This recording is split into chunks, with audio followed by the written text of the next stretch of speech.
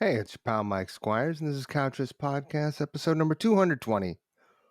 And my guest, I'm sad to report, Seattle's best kept secret. He shouldn't be, but he is. Mike Musburger, drummer extraordinaire, as we roll forward single stroke. We're double stroke rolls, 2 episodes a week. Is that a double stroke? Don't cancel me for saying that. That's a drummer thing. Anyway, Mike is an incredible drummer. Like, seriously, he should be doing it every day on a great level, on a high level. And this is the way of the artist. This is the way of musicians. This is the way of people who are performers. Just sometimes the greatest folks don't get the long, super fruitful careers doing what they love. But Mike has a good attitude about it, and he still plays a lot. And you can have him play on your recording. Like many drummers, especially in the time of COVID, he's got a home recording set up. He is available to record on your recordings in a studio, or he can track drums at his home for you, and you will be super stoked. I've known Mike for a long time. I've gotten to play with him a handful of times, and he's great. We had a great time in this hang. I learned some very interesting stuff. I'll put it in the I'll make a little IG highlight reel out of it. But holy moly! I hope you enjoy this conversation as much as I did. If you are enjoying the Couches podcast or the videos that we make, Mike played drums on "I Just Want to Celebrate" recently. A crusher, grooves hard. Please, by all means, support us at Patreon, patreon.com/couchriffs. Your support is actually what makes this work and what makes us happen. If I did not have Patreon support, the bulk of what I do would not be possible for me to do. So thank you very much. I really, really, really appreciate it. Yeah, that's it. That's the only place where you can download the audio. You get advanced looks at the videos.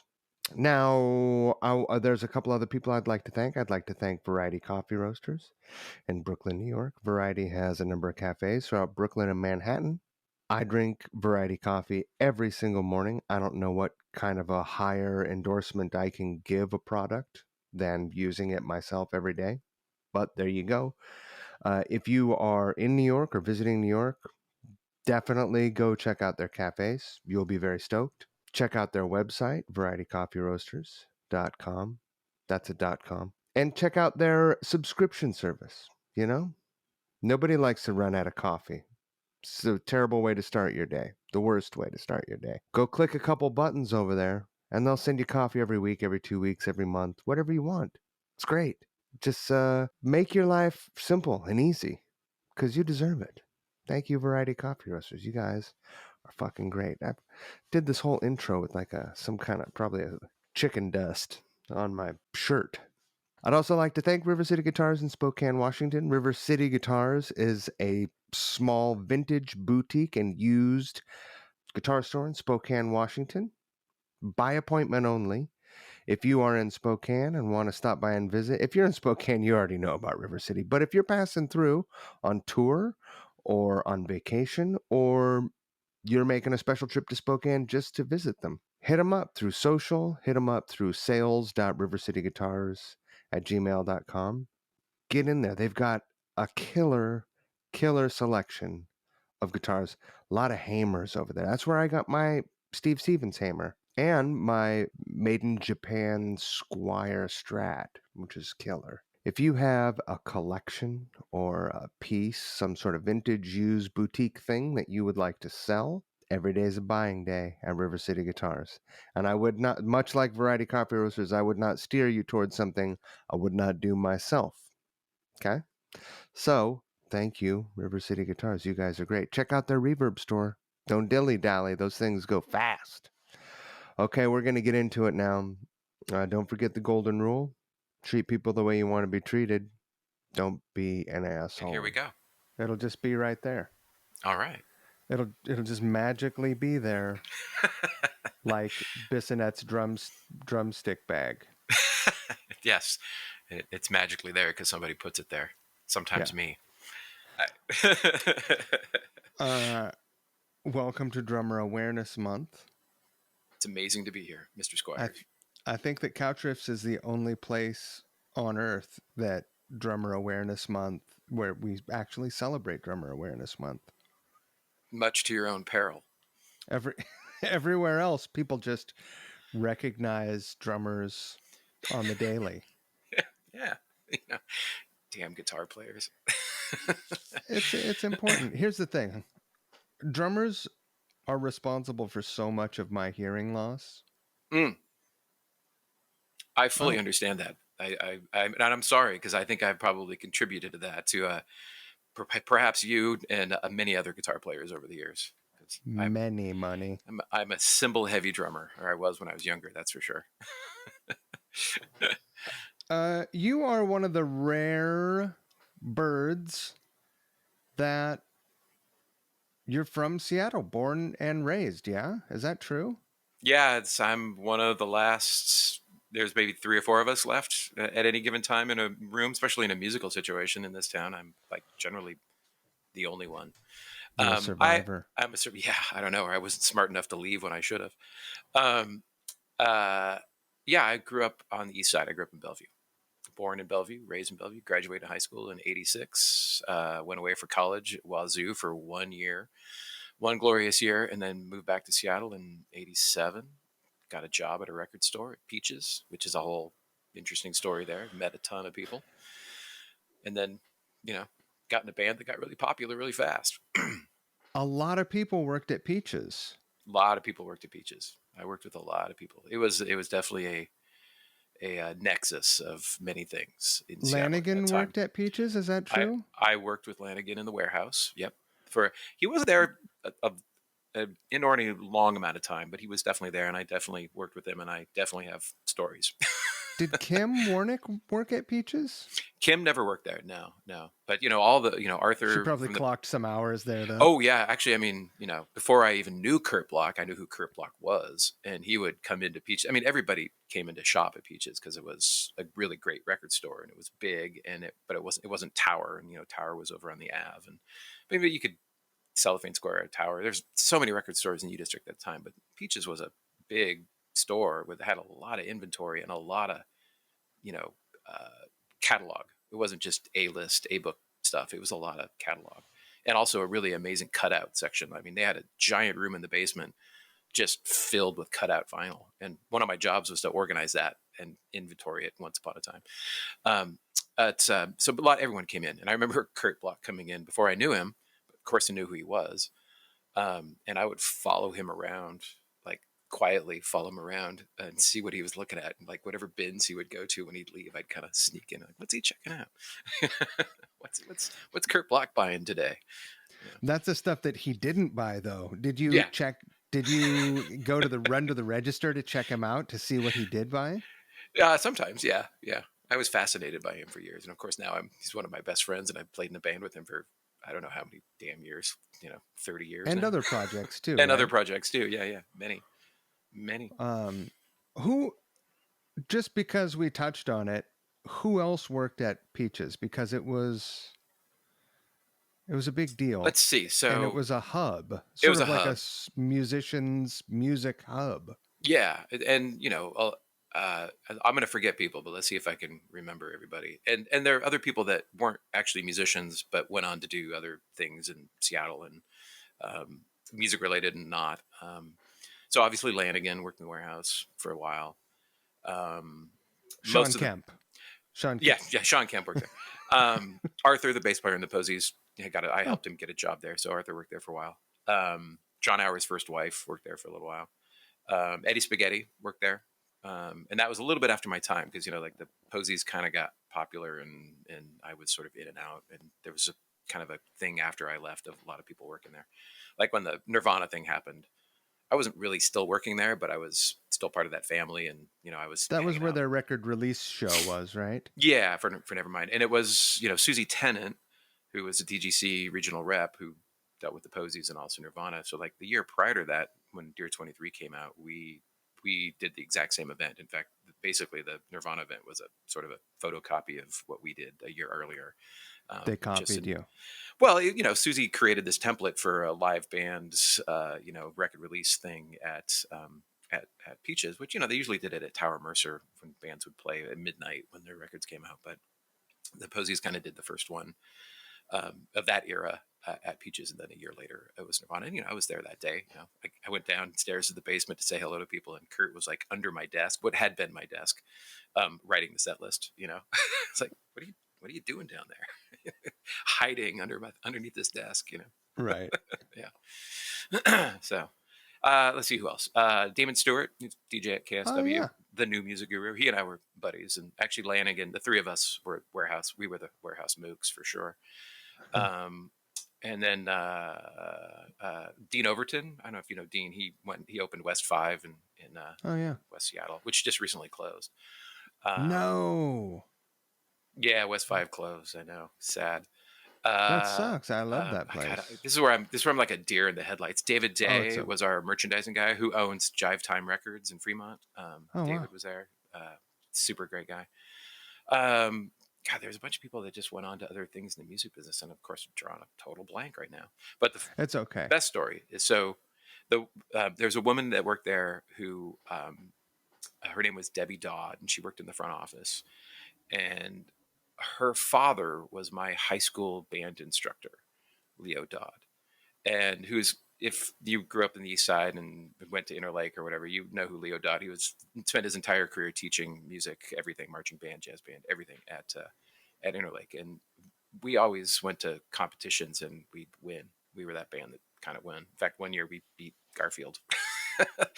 my senior year, we beat Garfield at a thing in L.A. Wow. In Orange County, yeah, which was a shock to us too.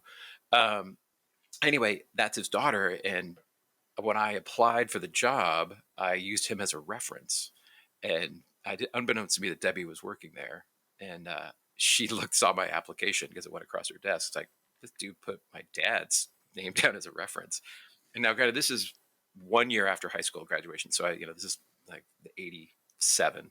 And I graduated in '86, and then I spent a year at Wazoo. So I'd only been out of high school for a year. I was the first chair drummer. I ran the drum line. I was I played in I was a marching band, a jazz choir, and I was in everything you could possibly be in the public school Some music things department. never change, Muzz. I know, I was that nerd. And so she calls him up saying, "Hey, there's this guy that just applied for this job," and like she mentioned his name. It's like, who? Didn't remember He's me. he I mean, said he who? did. Yeah, he didn't remember me right away, but it was only a year. I mean, he's got so many kids and students coming through his classroom every year. But I was in his program for 3 years doing everything, and I just thought it was super funny. Like he didn't remember me right out of the gate. He Did you go did egg his eventually. house? I'd have fucking egged No, his house. no, I got the job. But it's kind of those early reminders or early lessons like, oh, they really just don't remember you unless you do something really, really good or really fucked Really, up. really bad. Yeah, really bad. Yeah. Right. And that actually probably explains my mid-level success. I don't do anything really, really good, and I haven't done anything really fucked up. You so you went to Ellensburg for a year, Oh, Pullman. I went to or you went to Wazoo, Pullman, Washington State. Yeah, yeah, close over there, close to Spokane. yeah, yeah. Closer to Moscow, Idaho, just like 8 miles from Moscow, Idaho, where the drinking age was 19, Right. and I got grandfathered in when I changed to 21 because I was old enough, so I could still go over there. How what was your 1 year away like? It was very transformative because I was a pretty sheltered suburban kid, even though I thought I was kind of a knowledgeable music nerd even then. Um, just being on my own, being in a dorm like any freshman student, it's like it's a big change of stuff. And a lot of people from my high school actually ended up at Wazoo. It was a lot of people that went there, so it wasn't like I was all alone. I knew a lot of folks there, but most of them all ended up in fraternities or sororities, and that wasn't my scene at all. I ended up going there because I wanted to go to UW, but I wasn't didn't quite have the grades or the SAT scores to get in there. Um, I ended up going there because I figured I'd want to do an engineering, architectural kind of thing. That's sort of was the thing in the back of my head, using that technical thing that I sort of had. And then I got there and I just fell into the music department. And I tried out for the jazz band, and I ended up in the first band my freshman year with all the grad students and the seniors. And I was like the new drummer in town who could read charts, sort of. And that was all. I was like this little kid who's always hanging out with, and also the professors, and doing gigs. Like we would, there was a jazz club in Moscow, Idaho, and there was a club in Pullman, and they had weekly gigs, like just jazz gigs, standards, fake book stuff.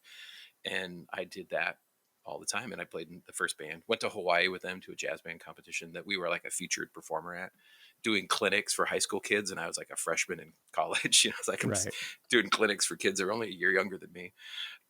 It was a really interesting and formative experience for me, and played with some really amazing musicians, and had a really good time.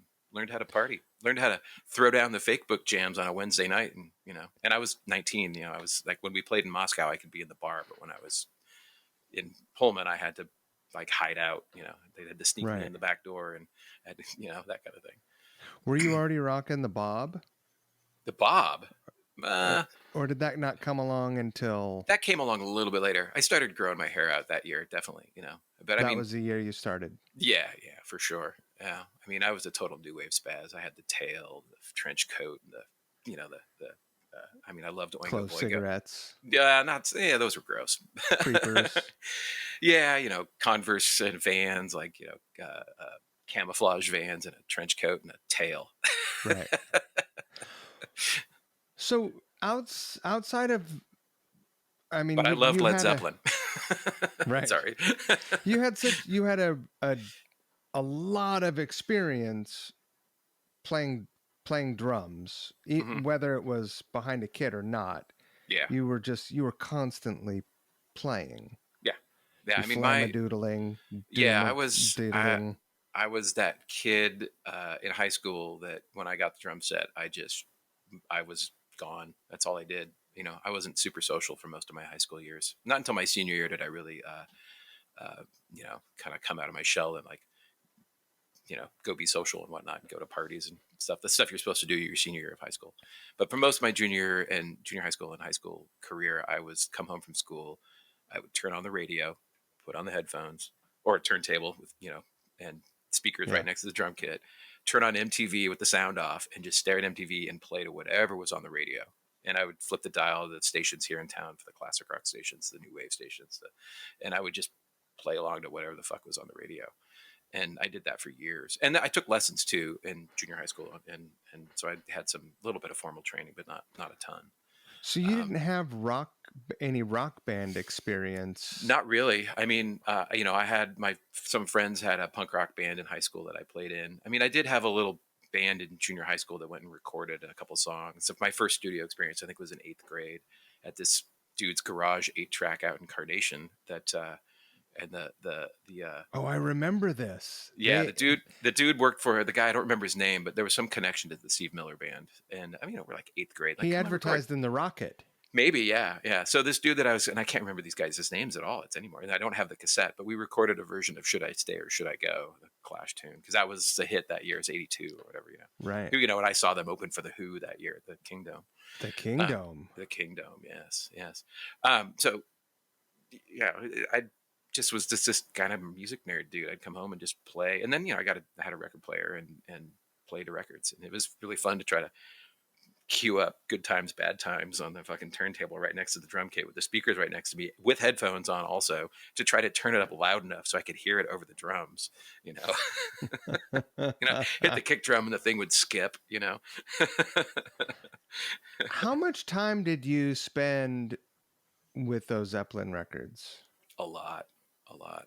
I mean, I was, it's funny because people will, now later in life, people will have their impressions of me that I've heard sort of either directly or indirectly. Oh yeah, you were like this new wave spaz, you like Devo and Oingo Boingo, and yes, I was that. But I loved the Stones, I loved the Who. I'm still like a ridiculous Who fan. I mean, there's Pete right there.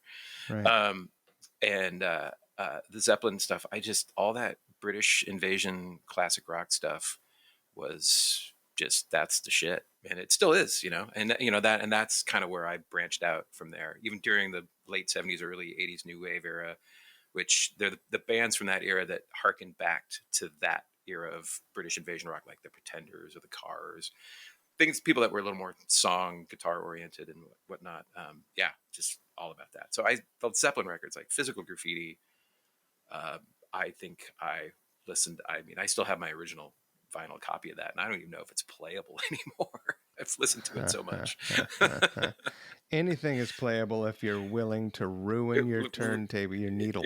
Exactly, exactly. So yeah, Zeppelin was a big one. The Who and Zeppelin definitely, and then that branched out from there to Hendrix. I mean that eighth grade high school band that I was in. One of our songs we played. I can't remember if it was Foxy Lady or Purple Haze, but that was one of our songs in our repertoire of covers that we would Right. play literally in my backyard. Like we would play in my basement or the bass player's basement, but sometimes we would, if the weather was nice, we would set everything up in the backyard of our house with no PA, just instrumental, and just play in the grass to the neighbors really loudly. Did the cops ever show up for that? No, they never did. But my mom came home once and was just like, "What the fuck are you guys doing?" None too pleased. There, None too pleased. Bonham comes up for a lot of drummers as the guy, and rightfully so. Yeah, And yeah, rightfully so. Yeah, yeah. a lot I of mean, people have spent a lot of time playing that stuff, but yeah, you're like Seattle's secret weapon, yeah, and I think I haven't heard many people who can cop that feel like you can, yeah, and I guess that's a yeah, testament to how much time you yeah. did spend with it. Yeah, I mean, I do a pretty good Keith Moon impersonation too, but people want Bonham more than they want Keith Moon. I that was the height of my nerdery as a teenager, learning how to play drums. Was I just it's like method acting. I just would Sure. inhabit. I would just I would stare at the pictures. I'd stare at the kit. I would just like the physical relationship of the drummer to the instrument, and kind of had this light bulb moment like back then, like, oh, the reason why Charlie Watts sounds the way like Charlie Watts sounds, or Bonham, or any of these guys sound like the way they sound, is the way they physically approach the kit, how they hold the sticks, how the kit is set up, how it's tuned, what kind of kit it is. I mean, all that stuff. It's not just playing the notes and the rhythms. It's a whole nother level of. It's like guitar tones. Like you can cop Jimmy Page licks all day, but to really make it sound right, you gotta have to have the right gear No, you got and to just kind have of. the right plug in. Yeah, well, now, yeah, exactly, not the right plugin, but so that was, that was something that, and I would obsess over that shit. I would set up the kit like Bonham and try to tune it like I thought after reading Modern Drummer or whatever, trying to find whatever I could, because before the internet, kids, you had to actually go find shit, um, And uh, experiment and 2 hours. yeah, and literally obsess over listening to the audio recordings, just obsess over them. Uh, so yeah, that's probably why, because I just spent a lot of time with him under the microscope. But he's not the only one. I mean, pretty much Sure. all those iconic drummers of that era have spent a lot of time under my microscope. My obsessive nerdery. This came up with someone recently, the 10,000 hours thing. Uh huh. How old were you? Because you hit 10,000 hours a long time ago. Yeah, a long time ago. I got my first. Let's see. I started playing snare drum in school band in fifth grade, Right. and fifth and sixth grade, and then off to junior high school in seventh grade, where I started playing in concert bands and that kind of all the beginnings of that. I didn't get my first drum kit until the end of seventh grade, um, and then that all bets were off. That's all I did for like the next 6-7 years until I graduated from high school, actually. Um, and I wish I still had that drum kit, actually. And so that's the private lesson time. And like I said, I'd come home and play for hours, and then after dinner, I'd stop and play after dinner. And we had a basement, and I'm sure it just drove everyone in the house crazy because it's not quiet. And there were definitely, I had limits to when I could play and whatnot. But there were times when I was just allowed to play up until bedtime. Sometimes, it was ridiculous. So And you yeah, would. oh, sometimes, yeah. I mean, if my brother was still in the house and he was, you know, uh, I mean, he's 4 years older than me, so he was still there in high school when I first got that kit, but he was gone after that in college. But like that senior year of his high school year, I think he came out and pummeled the crap out of me more than once because I wouldn't stop playing, and he was trying to study for stuff, and he's like, Right. his room was down the hall. You're like, I'm trying to study too. Yeah, yeah, exactly. You know, and he was a piano player, and he still is. He was actually quite good at it, and he was the musical prodigy in our family growing up. It wasn't me, because I started taking piano lessons, and I was terrible at it. I was terrible. I started taking lessons in third, fourth grade, something like that, and I just couldn't do it. And then the drums just sort of took over. But he was the original musical prodigy in the family, so he and I would do drum, piano duet stuff, to thrill the family. Tell me, so through high school, you did a lot of playing along to records Mm-hmm. and didn't really have a band. Then when you got to college and Yep. you're playing in like doing jazz standards and like Yeah, and playing a big band, yeah, stage band, and stage band, this right? stage band was in high school too. A lot of jazz band, stage band stuff in high school. I So mean, this is there was a high school rock band that I played in. We actually played our high school graduation oh at the Heck Ends Pavilion, and it was Arthur Roberts on guitar, and it was a four piece.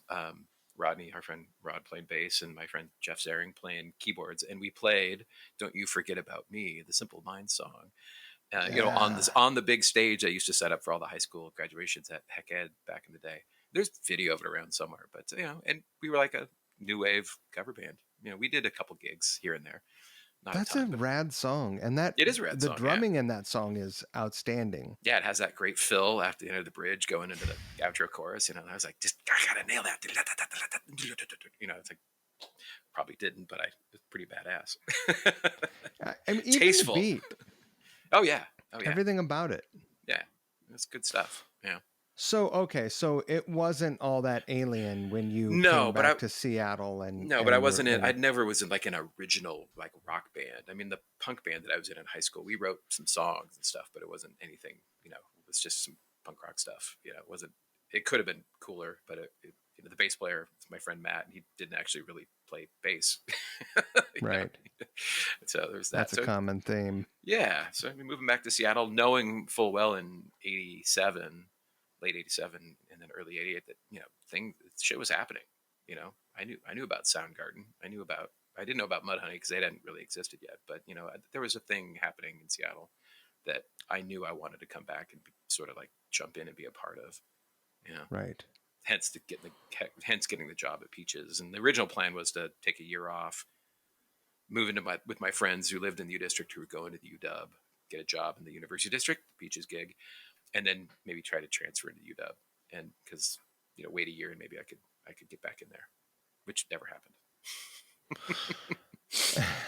So how long after you got back to Seattle before you found yourself uh, a situation that you could play the drums in? Well, when we I moved into that house in this rental house in the U District in late '87, I think, and we built a music room in the basement. It was because it was Arthur and myself, and we just wanted to have a place to play music, so we kind of took one of the rooms in the basement and soundproofed it with eggshell cartons and the crap you do, which you Why can get did your we hands on. used to do that? They was totally Oh, ineffective. it's totally ineffective. I remember putting, like doubling them up and using a glue gun and then tacking them. And they just kept falling off anyway. And like that's really not doing anything. I What mean, were maybe we it's making the room doing? maybe a little not quite so bright inside, but it's not doing anything to keep the sound from No. traveling to the neighbor's house. We don't know. It's who knows, but that's what we did. Um, we would just fuck around in the basement because I was working full time and everyone else was going to school full time, and there wasn't a whole lot of time for that stuff. But then, we met John and Ken, and Ken was going to the UW, and we he was living right down the street from us, and they were looking for a rhythm section for their new band that they had already made a record with. They'd already made that first record, Failure. So we just, I mean, that whole story is interesting, just how we met and how things all kind of lined up. And They had a uh, record deal and everything. no, they didn't have a record deal. This was, the Pop Llama thing happened later. They had Oh, just, really? yeah, yeah. The Pop Llama thing was like almost, I wouldn't say a year later, but 6, 8 months later, maybe by the time they signed on to release it on CD and vinyl. Actually, I think we did vinyl first. They did cassettes. Like John and Ken recorded at John's dad's studio up in Bellingham, and also I think they used somebody else's studio for some things. Wait, John's dad had a studio? Yeah. John grew up with an 8-track studio in the basement of his house. It's why he's so good at it, and why he was so good at it. I obsessed over drums in the basement of my house. He had an 8-track studio in the basement of his house, and Wow. probably just as much of a social nerdy, withdrawn dude as I was.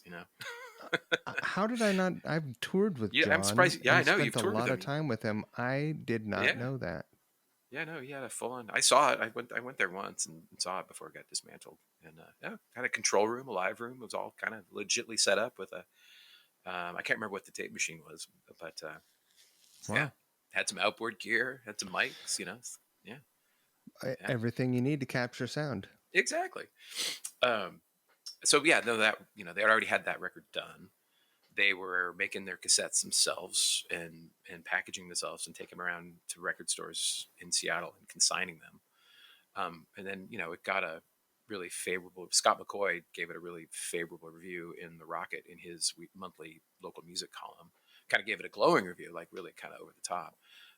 And then KJet started playing "I May Hate You Sometimes," and this is right as I'm meeting them, and like, who are these guys? Or who are these weirdos? And their music, and it's like they gave this cassette. It's like, let's get together next week, listen to this, learn some of these songs. Let's get together and play. And that week goes by, and I'm working full time at Peaches, and I didn't have time to listen to shit or sit down and learn it or play along to it, because I learned by playing along. I'm a rote drummer. I mean, I can read charts, but I'm not going to make my own charts for this stuff. So, and just didn't have time. So the day came. It's like, sorry guys, I don't know any of your songs right now. I'm sorry. And so we just sat around and played covers, and it was fun. We actually had immediate chemistry because they're pretty great at what they do. And then, the next week we got together again, and I told them, all right, I will promise I will learn this stuff next time we get together. I'll know what we're doing. And in that week or whatever that was, it was like 5-6 days. I heard it on driving home from work one night. I heard I May sometimes on the radio, and I'm like, oh shit. This band I'm supposed to join is already on the radio. What the fuck am I doing? So I went home that night. I learned everything, just every song back to forward. All right, I'll be Right. prepared this time, and that's it's the next time we got together. It's like, yeah, I know all your songs. Let's just go play shows, and that's what we did. I think our first gig was just a couple weeks after that up in Bellingham. So you Actually, rehearsed no, our a first few gig, no, times. yeah, actually our first gig was at a place called the Attic in Madison Park. That was our first gig, our first live gig. Wow. Yeah, yeah. Do you remember what covers you guys played the Oof, first yeah. time you got together? The By very, very chance? first, song that we played, and John has said this in interviews multiple times, was "I O U" by the Replacements, because "Please to Meet Me" had just come out, and we were all freaking out on how great that record was. So Right. the very, very first song was "I O U." So we played that, was part of our cover set, and then there's some REM songs, a bunch of Who songs. I That's mean, ironic since Ken went on to join that band that is, on yeah. stage. Exactly. We did play a lot of that. God, this is tough. I mean, those first few years, we learned a lot of covers, and we would do, kind of funny takes. Like we would do Sweet Emotion. We did Communication Breakdown. We had a whole bunch of classic rock stuff in our back pocket Oh, that I didn't when know people would any come of see that. us, yeah, when people would come see us, and we played all these Beatlesque, harmony, perfectly arranged songs, and we'd encore with just a bunch of loud classic rock, which was super fun. Um, Yeah. yeah, yeah, I think we did Pictures of Lily for a while. Um, stuff like that. Yeah, all the British invasion shit that I liked a lot. Sure. What Yeah. what a perfect situation for you. Oh yeah, I could be Keith Moon. They wanted me to be Keith Moon. They're like, more Keith Moon, more Keith Moon. It's like, I could do that. Sure. So so from there it kind of came together pretty quickly, yeah? The Pop Llama thing, Pop and Llama thing then happened. Yeah. Yeah. By 88, we were playing to lots of people. By 89, we were playing our own, Terry Morgan became our manager, because obviously there was something happening. So he stepped in, and we started playing our very own headlining all ages shows that we produced ourselves. Terry would help us produce ourselves, and we would attract lots of kids. Um, we would rent a hall somewhere and or play the OK Hotel, and we were starting to open for bands. Most Monkey, Monkey presents shows at the Moore. We would open for people there for touring acts. A lot of them actually, a lot of bigger names too. And yeah, it happened really quickly. And then major labels started sniffing around almost immediately. And we didn't sign to DGC to Geffen until late '89, '90, I guess. I think the record came out. And when did Dear 23 come out? I don't even remember. '91? No, '90. It came out in '90. 90, I It came out in think. '90. Yeah, yeah. Yeah. So it was like this really like this trajectory that just went from driving around Green Lake home from work one night, hearing "I Met You Sometimes" on KJet to being on MTV. You know, like 2 years, 3 years, 2.5 years. Yeah. That's a pretty good rise. What's Yeah. going through your head during this time? This is it's crazy, and apparently I'm not going back to college. Apparently, I'm just going to ride this wave and see where it goes. Are you still going down in the basement and practicing and playing drums just sort of regularly outside of performing and rehearsing with the band? Um, yes and no. So I have been an incredibly lazy musician for most of the last 20 years, where most of the last 20 years, I didn't have a situation where I could have a drum set set Hey, up right. buddy, Yeah, what? it's 30 years now. No, but yeah, okay, 30 years. But for the last since my kids were born, I became a dad in 2000. Since my kids were born, I really never have had a consistent like place to play drums whenever I Right. wanted to. Just the way life for me is panned out, it is just I've never couldn't afford a practice space or couldn't set it up in the house, lived in an apartment, whatever. It's been a lot of changes in my life in the last 20 years. I see all my friends in their stable lives, and if you guys all knew what craziness I've been through in the last 20 years, it's self-inflicted. But yeah, so I just would show up, and my playing and practicing drums would be rehearsal, and sometimes I would just show up to do gigs, and I'd tell people, look, if sorry if I'm a little rusty, I just haven't played in a while, and I just show up and play and not practice. And it's been that way for off and on for, like I said, most part of the last 20 years. So very lazy. I just relying on the skills that I achieved as a young person in my 20s, touring, playing all the time, and having a rehearsal space where I could go play by myself, which I would do.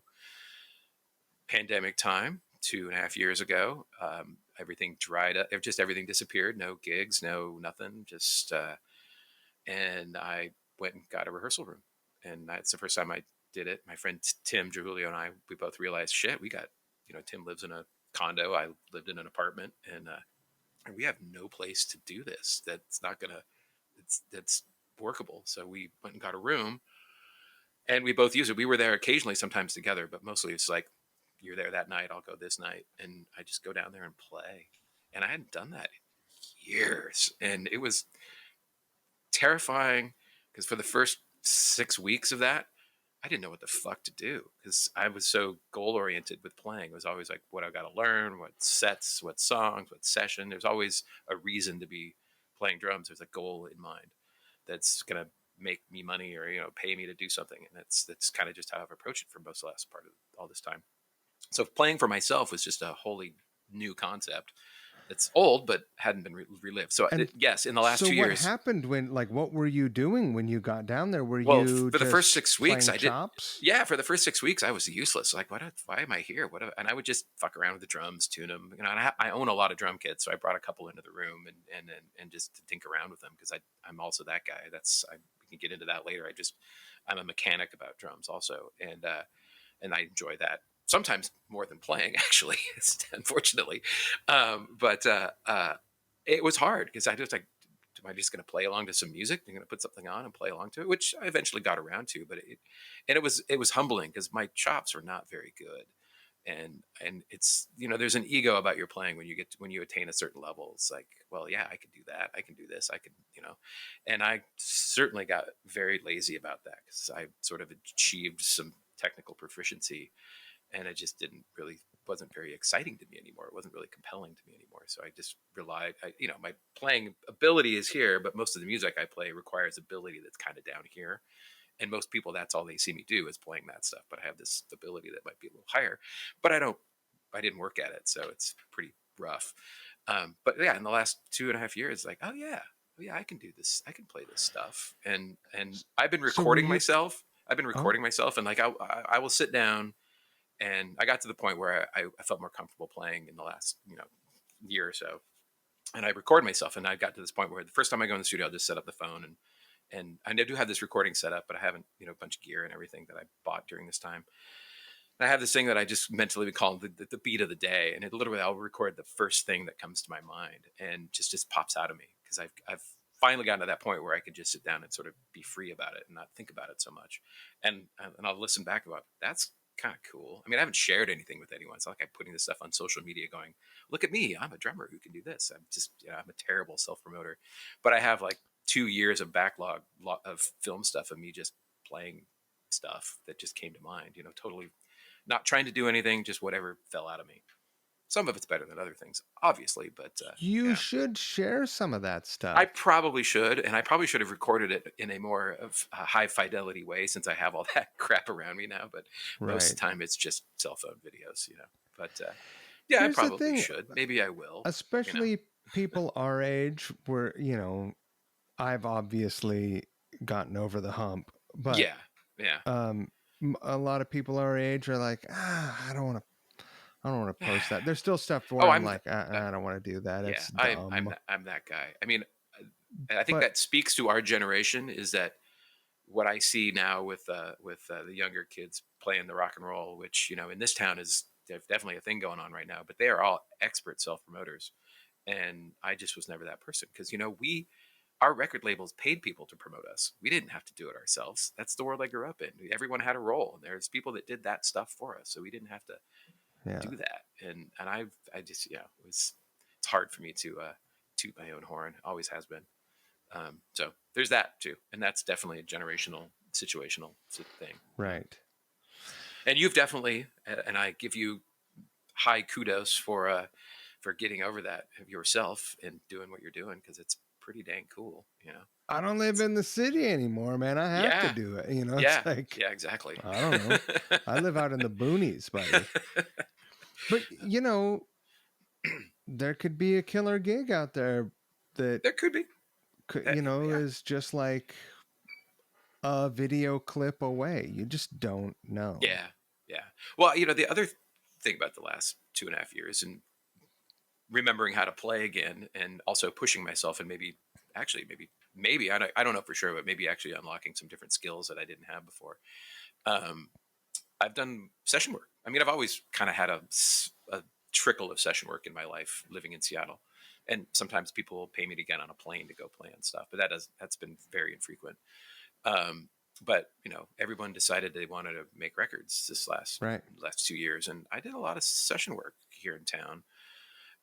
Most of it is like the usual stuff, things no one will ever hear and ever see or won't even get released. But I did some fun, cool stuff that actually paid. But I played with Duff a bunch. Like whatever. Yeah. There's a lot of Duff material out there that I don't know what he's going to do with. He's got a couple records worth of material, and I'm sure some of it will see the light of day. I didn't play on all of it, but there's a handful of things I played on. So there's that. Right. Um, and but yeah, you're right. I mean, for me at my age and where I am at life, a touring gig with an established artist would be pretty great. Pretty I'd cake. be pretty cake, and I have a ton of touring experience, because I still tour. I just don't play. I help facilitate other people's rock and roll stardom. I want to circle all the way. I want to go back to 1990 right now. Well, And when did then we meet? We met at a wedding. What year was that? we did? Yeah, I don't even remember what wedding it was, but we met at some wedding up north. And I knew who you were, but I hadn't met you yet. And I Oh, can't remember whose wedding that was. was it it was Ah, like on a lake? it was on a lake. Yeah, McKeag was there. You were there with Carrie. Yeah, whose wedding was that? Who's? I know. I don't remember. Was it Harris Thurman's wedding? Yes, I'll bet it was yes, Harris's it was wedding, Harris's wasn't it? wedding. It was Yeah. Harris's wedding. That was 93, 93, 4, No, it was 96. 97. Oh, was that late? It was that later. Okay. See, that's when the 90s all sort of get scrambled in my brain. Yeah. Yeah, you're right. That's when we actually met, 96. So, but back to 1990. So let's talk about 1990. Yeah. Dear 23 comes out, Mm-hmm. and you're like, I made a record where I play drums on not cover songs. Mm-hmm. Yeah, I mean, the first proper studio experience was recording that record. And that, honestly, but back to the Posies were actually my first real band. It's the first all original band, first real band that I was ever Right. in. Joined them when I was 19. So, yeah, we made Dear 23 at a studio called Crow Recording, which later became Jupiter. Um, and the funny fact about that is my senior year of high school, my high school jazz band made a record in that same room. And then here I am 2 years later making a major label Geffen Records debut with John Leckie, world famous John Leckie English producer, who, worked on Pink Floyd records and XTC and Sammy Yeah. Hagar and Stone Roses. And, like we had a high powered, high paying, highfalutin British producer make our record. And that was my first real recording experience. Yeah. Did he mix the record? Yes, he did. And we all went to the mixing session. We mixed it in LA, and we all went and spent a couple weeks in LA mixing it. And yeah, so all those decisions to make that record sound like it did, we were all on board. We were all in the room. It was very like of the time. It was, yeah. I mean, the Stone Roses thing for sure. Right. Yeah. The Stone Yeah. Roses music is a lot more Conducive simple. to that. Yeah, and it's a lot more It's a lot conducive to simpler, right? that. Yeah, it was more conducive to that audio treatment than Dear 23 for sure. For sure. But But one it of the still songs, sounds good on headphones. it's the songs on that record are so good. The band is so good. Yeah. You guys went to some Ringo Starr event. Didn't he cover a song? Yeah, well, like in I think so 91, the year that grunge broke. Ringo covered the first single off Year 23, a song called Golden Blunders, and he covered it for his record Time Takes Time, which we were totally just freaked out about. That, oh my God, Ringo Starr is covering a song of ours. And then we subsequently got to open for him at his show, at the All Star Band show at the Gorge that summer of '91. So here it is, the grunge thing is blowing up, and we're over here opening up for Ringo Starr. Right.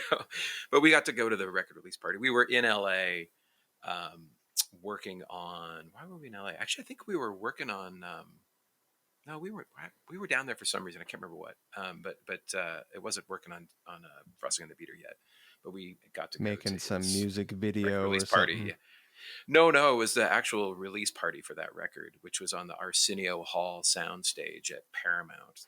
And it was just this, we're kids, and we just walked into this thing, and it's like everywhere you look, it is a famous fucking person everywhere you look. It's what you would expect a Beatle party to look like, and we just walked into it, and I was like, it was just numbing. Oh shit! Look at, wow, there's Timothy Leary. There's like you didn't have to. There was no Where's Waldo. You just had to look one place and they go, oh yeah, I recognize that person. I know this. Yeah. The amazing thing about those situations is like you stumble in and you have a conversation with someone that you never thought in a million years you'd ever meet, or you've seen their face on a screen a million times. Oh yeah. And all of a sudden you're like at the waiting for a drink at the bar, and you're like making small talk with fill in the blank. And I was so socially kind of freaked out that day. I didn't really talk to anyone, that many people, but the two connections I made that night were Burton Cummings from the Guess who was great. He actually he talked to all of us, because he knew we were, and that he figured it out, because they all knew that he had covered our song on this record, and he was super sweet and super nice. I had a great time. But also, literally hanging out of that corner of the room at that point was Zach Starkey, Ringo's son, who was just shithouse drunk, and we're the same age, and I just buddied up to him. It was like I just hung out with Zach, just watching his fucking. He's like over in the corner, just like, who the fuck are you people? Just yelling at the room. It was super funny. Like he's like just incensed. There was all these fucking hangers on at his dad's record release party, Right. And of course, that's a relationship I never followed up on. I've never met him or seen him since. Is that But right? yeah, when we opened up for him, like the separation backstage stuff, like we never got close to them at all. And the day that we opened for him, yeah, Right. I think Dave Edmonds came and talked to us a little bit after our sound check, but that was about it. Yeah, So we'll bounce forward 25 years and then we're going to bounce back. sure. Now, you you occasionally, do you still? I know that you have toured with the All-Star Band. Yes. So, yeah, and that's ongoing. I, to back forward, go back a little bit more. Doing the event production stuff that I've done for years. I started working for Paul Allen 10 years ago or more, playing in his band, but then I ended up being a production manager for a lot of his private events. And we did one in 2018, 19. Yeah, I can't remember. It's so long ago, 2018. That Ringo Starr was a last night headlining guest from it. So and I was the liaison for their production crew people, their production for our production, and in the course of all that, their production manager was an old friend of mine, and at the end of it, he offered me a job, and said, "Yeah, I'll come go on tour." So I did one tour with Ringo, just one 5-week tour in the summer of 2019, right before it all came to a crashing halt, Right. and it was pretty great. Not gonna lie, super fun. I mean, it's hey, getting to watch Ringo Starr play drums every night from the side of the stage, pretty great. Can't Is there complain. And it is there was two fun. drum kits set up? Yeah. So Greg Bissonette has been his drummer in the All Star Band for quite a while now. Obviously, Zach did it years and years ago, but Bissonette's been the guy for now. So, and yeah, But there are two, like he doesn't there are get two on kits. Greg's. No. Two drum, totally separate kits. Obviously Ringo comes down and sings down front center stage, but he also plays and sings sometimes from the drum kit. Um, and but he never plays by himself. The one little bummer is that he is still entirely capable as a drummer and a musician. He's actually very, very good. His age does not slow him down. He still has great chops, great time. He could play by himself, but he never does. Whenever he's on stage playing along, Bissonette's always playing along with him in tandem Double and drums. double drums, yeah, for pretty much everything. And Huh.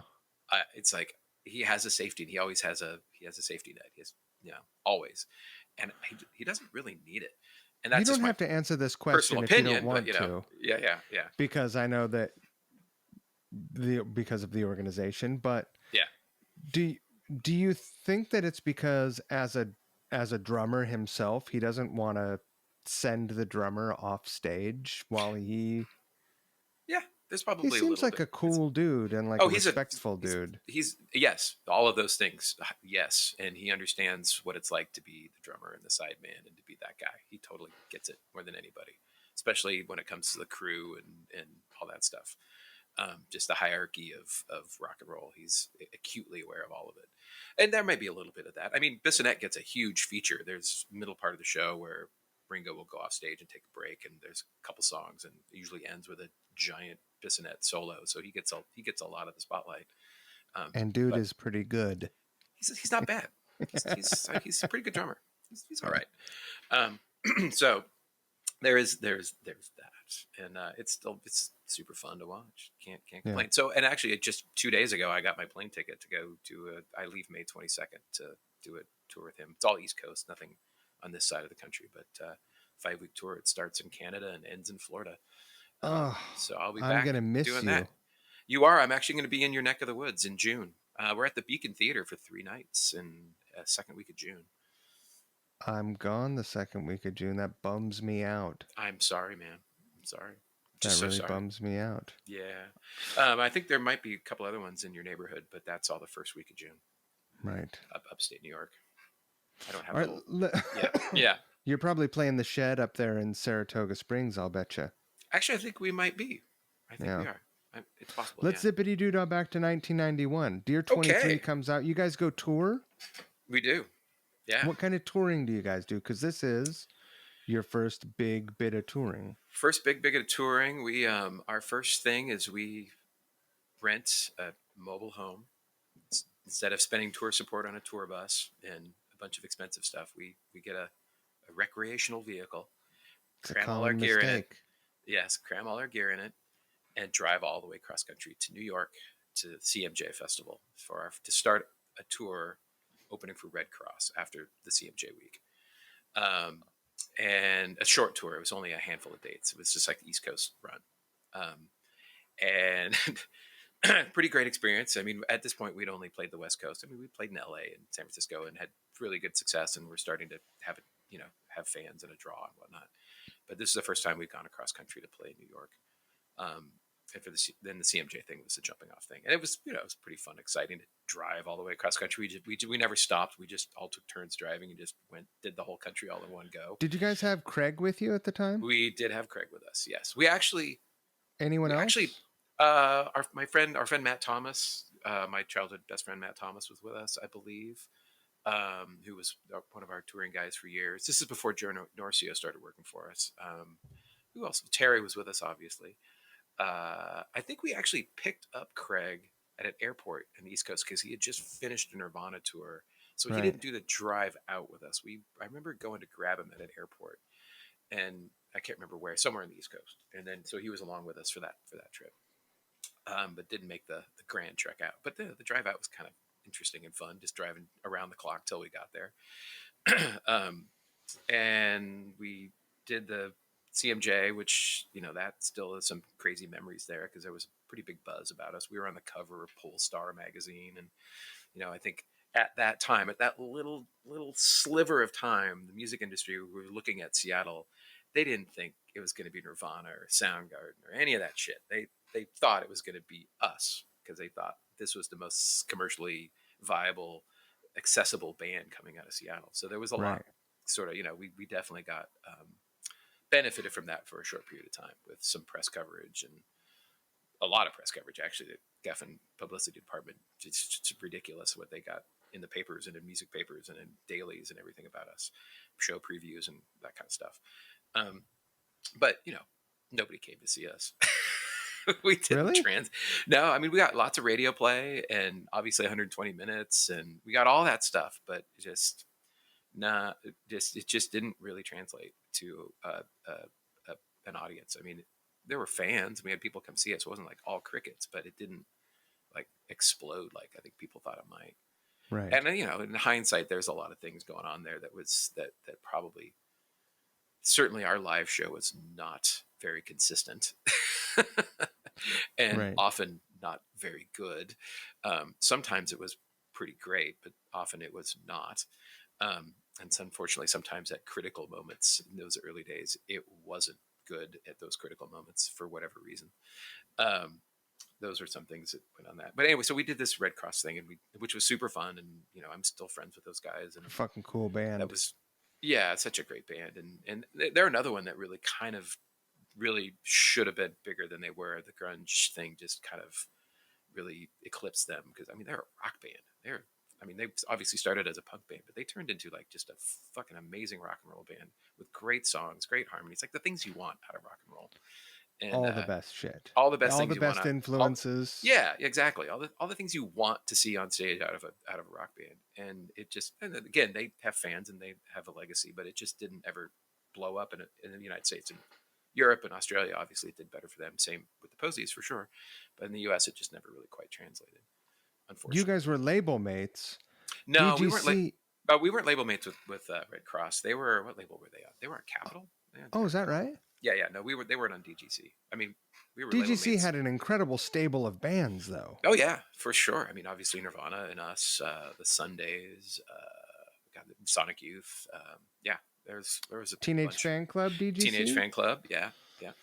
Who we benefited from that. Our first trip to Europe was opening for them for like 8 weeks at the height of their popularity. We were their opening band for that 8-week tour in '93, which was still one of the funnest tours I've ever been on because it was an army of people. They had full production, a truck, full crew. We're playing big rooms, big clubs, theaters, that kind of stuff, and it was just a lot of fun. And at that point, you guys are touring for Frosting. Yeah, that was all Frosting era. Yeah. Oh, and what are they touring for? They're touring on 13? 13, yeah, 13.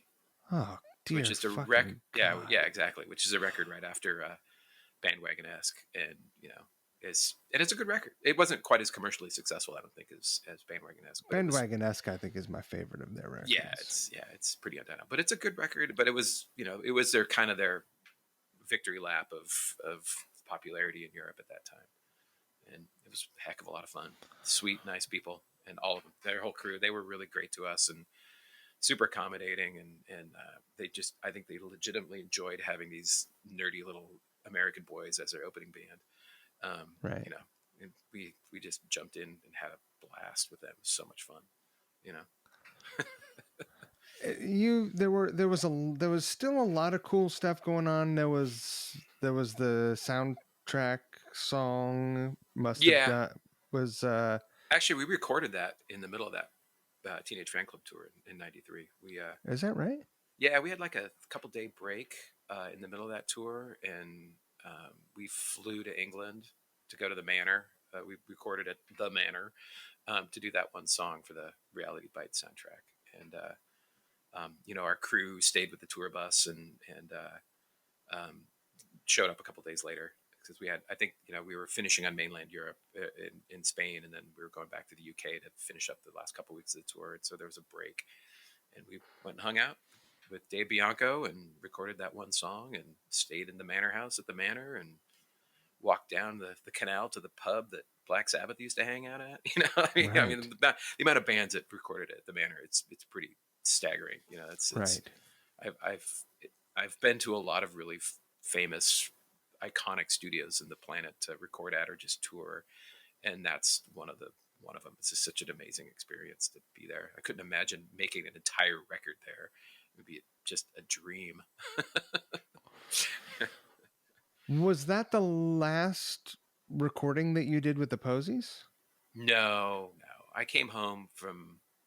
We did a bunch of recording at Egg in the U District in '94, early '94. In fact, that Richie Dagger's Crime, the thing that's on the Germs tribute record, the whole Beatlesque thing of Richie Dagger's Crime that they made a video for. I'm not sure if you're familiar with it. It's pretty great. It's pretty funny.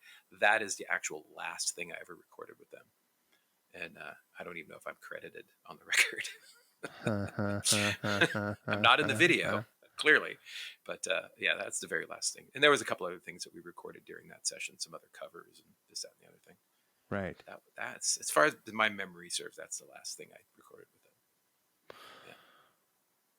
Yeah. I mean, I've recorded with John since then, and I've actually recorded with Ken since then, but as a member of the Posies, that was the last thing I did. Right. Yeah. You left, and did you have a plan for yourself? No. I knew that after 6 years of being in that band and all the ups and downs and the interpersonal stuff and how weird and bad it got, that I was pretty gun shy to join another band. Because, I mean, it's at that age, it's still like you're trading one marriage for another. And I was not ready for that. And which probably, to my unfortunate undoing, I mean, I was offered a lot of stuff. I had a moment there where my stock was a little bit higher than usual. And I had offers and considerations to do other things, and through various things or that's and the other thing, I just either passed on them, or they weren't a situation that I was really that interested in. The one situation that I was very, very interested in, and I really did try to make work, was the Foo Fighters, which is very timely today, because a lot of people don't know that I spent, like, I don't know, 4 or 5 weeks at the end of '94 playing with Dave, and I thought I was the next drummer in the Foo Fighters for a while there, and I turned down a bunch of stuff because I thought I was Dave's new drummer. Is that right? Yeah, I turned down Afghan Wigs. I turned down. Wait a minute. Is that when the band that was after William left, or No, before no, this is he before. got William? This is before the first record. Yeah, before he got William. This is before the first record even came out. Yeah, I still have it. He gave me the cassette of the first record, which I still have, because he was handing out cassettes to people to get people interested, and he gave me one and was interested, and we got together and played. And actually, Harris Thurman joined us once or twice for that. Harris played guitar. Really? We met at at Barrett's old Laundry Room Studios in Lower Queen Anne, which is right around the corner Yeah. from where I live right now. His old original space, which has long been torn down.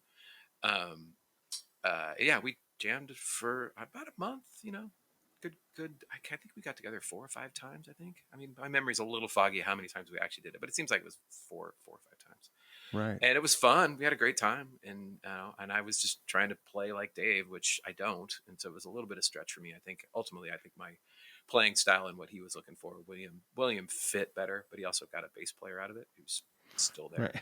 Right. But I turned down a bunch of stuff. Like let's see, during that period of time, there was I was not offered, but I had a chance to audition if I wanted. There was Counting Crows, obviously the Afghan Wigs, Juliana Hatfield, Oasis.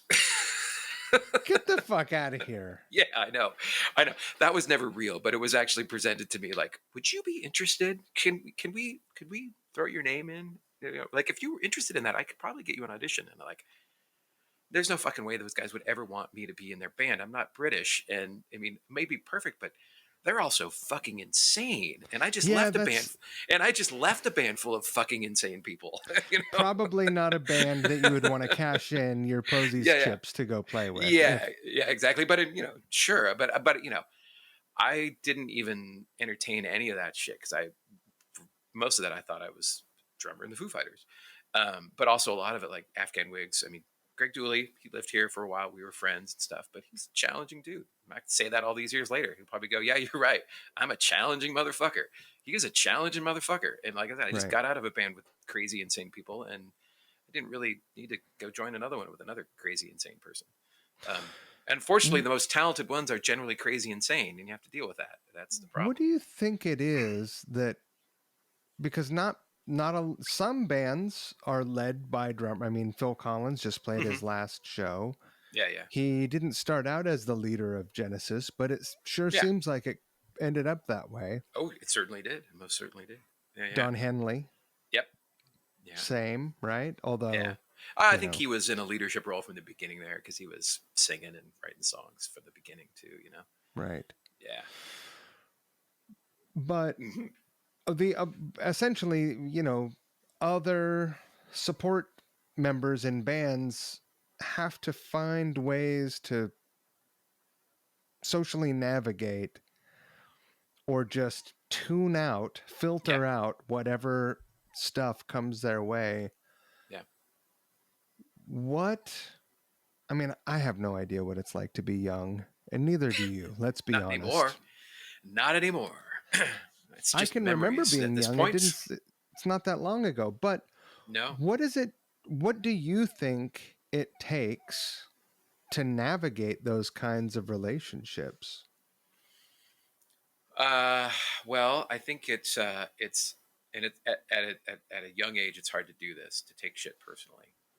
It's as we've both gotten older, we realize a lot of this stuff. It's not our fault that we're being treated this way, and and we have to not take it personally. And for me, after that experience, and after even other experiences after that, where I've sort of thrown my hat in the ring to be in a band, um, uh, it's you just have to have some perspective and a bit of a detached sense of reality, and not take it too personally, and also know that you can't live and die by this stuff. You just can't, because if you do, that's where you're going to get, hurt, either emotionally or even physically.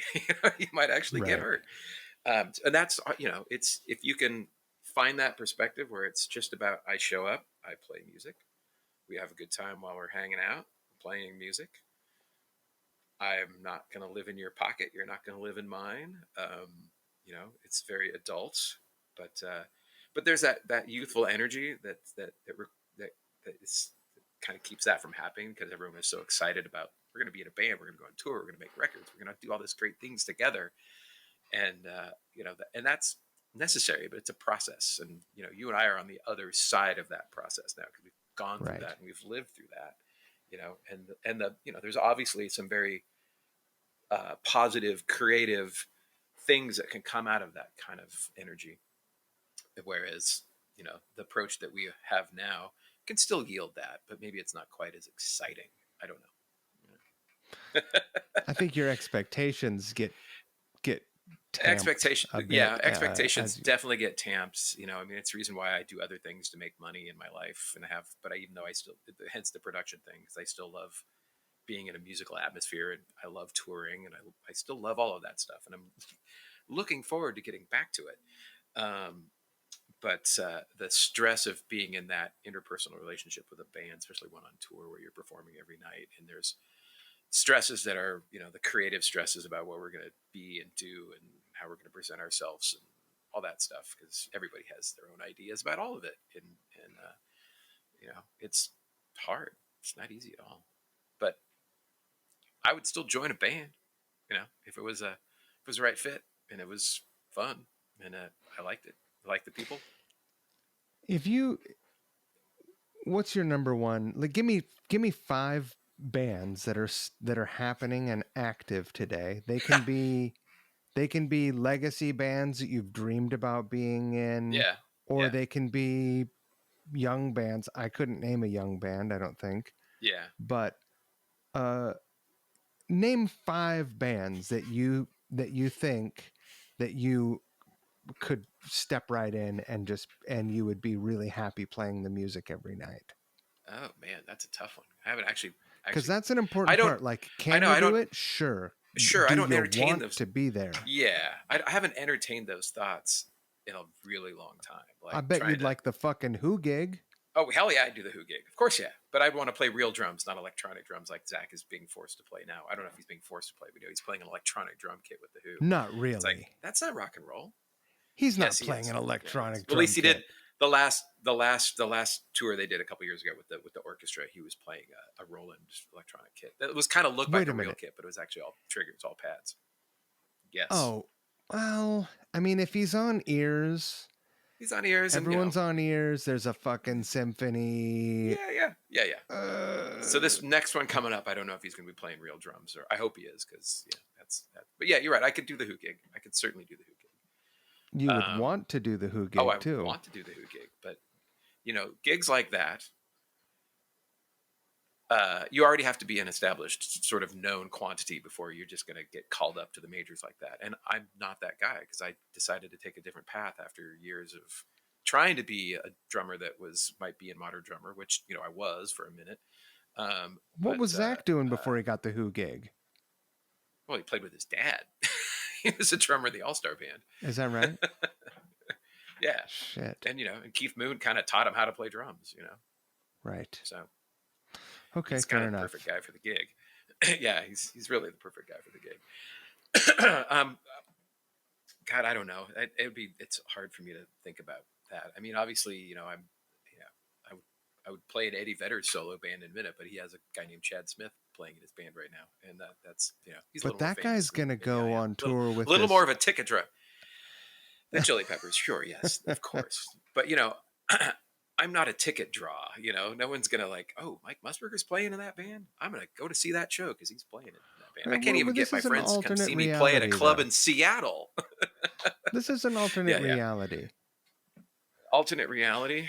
This Oh, is God. ultimate reality. Ultimate reality. No, Well, this is a there reality was, where it doesn't matter. there That was doesn't that brief matter. moment.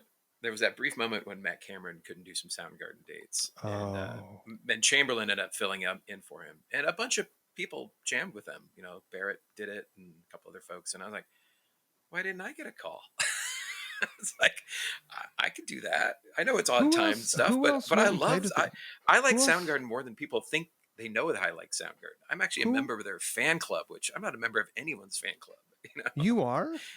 Oh yeah, I mean Matt Cameron is one of my favorite drummers of all Oh, time, he's a and fucking first time I vicious saw him animal. play, I spent the late '80s trying to play like him, and yeah, he's just super cool, and I love that band more than anything. But it's like, oh, why didn't I get a call to do that? I could have shown up and played Spoon Man and done it right.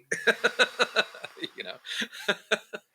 I think you could do that gig really, really well.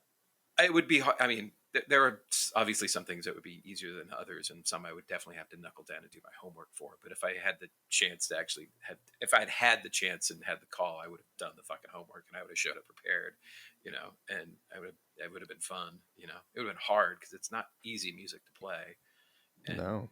yeah, by any stretch of the imagination. All right, that's 3. You got 2 more, buddy. Let's Oh go. Jesus! God, Come Jesus. on. Oh God! Oh God! Yeah. I gotta look at my CDs over here. Cheap Trick. Yeah, that's a good gig. Yeah, That'd be fun. Bunny Carlos. Obviously, the right drummer has that gig right now, but that's one that I could walk into and I could probably do their set without him rehearsing it. That's another band, and Bunny is another drummer that was under my microscope as a kid. For sure. Right. I could waltz. I could probably do a fairly decent job with very little preparation to do that one.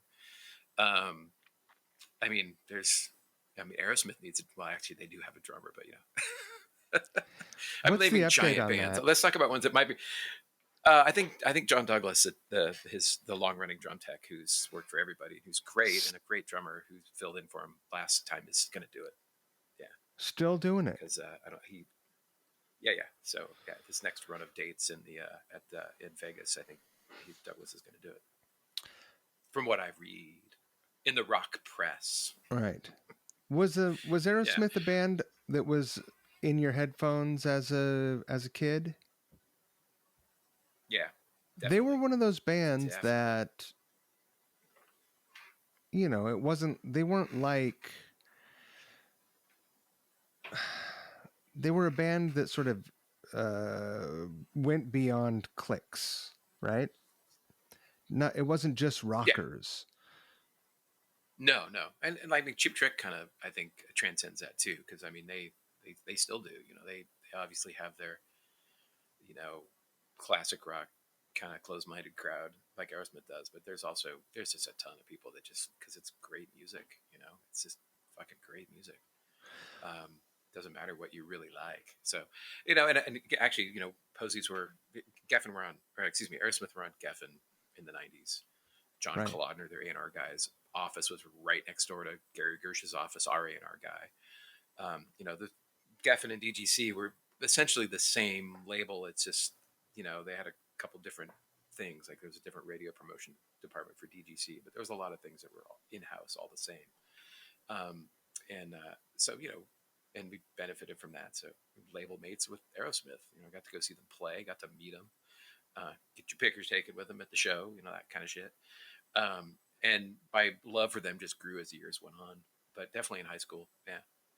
How can you, if you listen to rocks for the first time, beginning to end, and you're a fan of rock and roll and you don't get it, you don't like rock and roll. No, you don't. It's just something wrong. There's something wrong with you. Or you're just not a rock and roller. You're just not a rock and roll person. There's a lot of those litmus tests out there. And it's actually kind of surprising sometimes when I run into people who are like, they love rock and roll. And there's these like total touchstones that they don't know fucking nothing about. It's like, I'm going to help you out today. Right. Yeah. But let's see. I think I'm up to 5, but those are all impossible ones. Nothing's impossible, friend. Nothing is impossible. It's God. Jesus, I'm trying to think. This is a problem. You give me a question and it just like, it's just that's all right. I think that's 5, isn't it? That's close to 5, but I'm thinking there's probably could be some really good obvious one that would make sense for me out there somewhere. Yeah. Right. Yeah. Maybe not. When did you start doing production stuff? Well, this is actually a job that you and I have both shared. We have both done this gig. And I'm the one of us to much greater effect. Yes. Well, I will say that I think I pioneered the whole working for the president of the United States of America, being their stage guy, while also being a working musician role that you filled yourself for a period of time. So after I fucked up all the stuff with the Foo Fighters and saying no to all these bands, I ended up playing in Love Battery, long running Seattle band. It made the most sense to me at the time. They had their first major label record out. Jason, their drummer, was moving on to being the Presidents because they had a platinum record. And so I did all the tours for their one and only major level records, straight free ticket in '95. And it just, for me, it seemed like the right fit. I love those guys. Posies took them on tour. We had a lot of fun together. There was a whole lot of bullshit that just didn't exist with them. They were just nice guys who liked to play rock and roll and drink beer and have fun.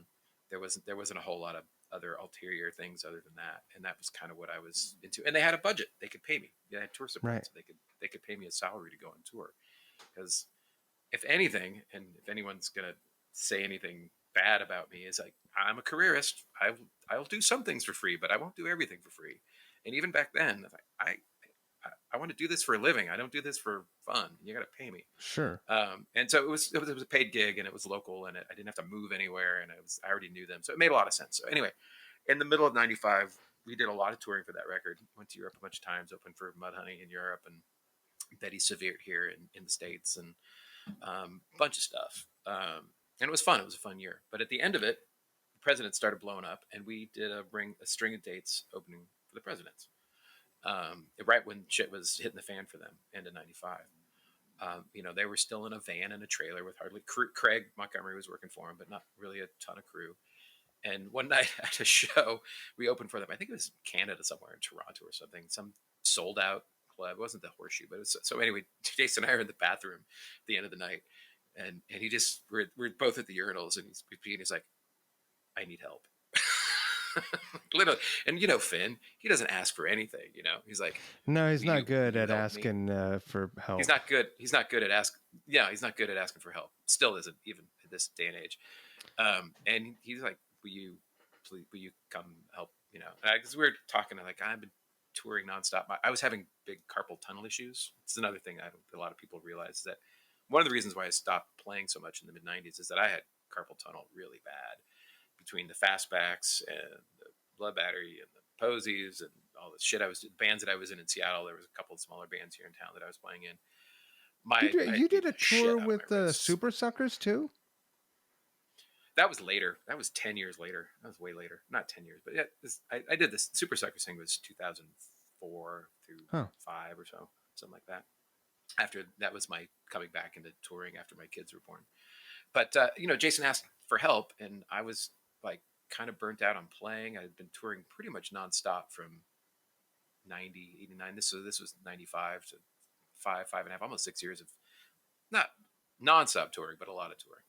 And my wrists were fucked. It wasn't fun to play. I was just having huge problems with the carpal tunnel, and I didn't want to get surgery. I didn't have health insurance, so I couldn't really afford like an elective surgery like that back then. And it was scared me also, because I didn't really know what the long-term effects with that were going to be. So I just took a gig working for my friends who had a platinum record, being their stage guy, being their stage manager, teching for everybody.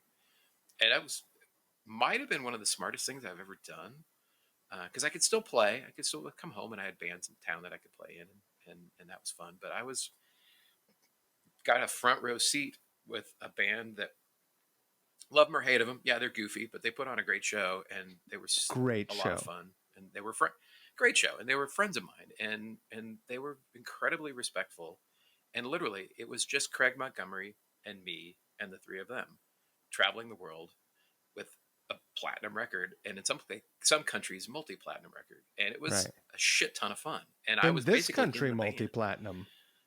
Yeah, I was basically in the band. I flew first class with them. I got my own room. We were staying, it wasn't none of this separation of church and state of band and crew. It was just the five of us, and occasionally a few other people, but never a large touring party. And we were just going around the world right playing off the bat. I got spoiled right off the fucking bat. I had, they paid me really well. I mean, we're all very stingy about money. I mean, stingy is not the right word. They were very smart about money. They could have paid me more, but I was having fun, and I never questioned it. It was like, this is great. I'm having a fun time. You're paying me really well. I'm being treated really well. It's actually a pretty easy gig for the most part. There were some stressful days. They were doing what you're supposed to do when you have a record that successful in that era in the '90s. The strike while the iron is hot. It was planes, trains, and automobiles.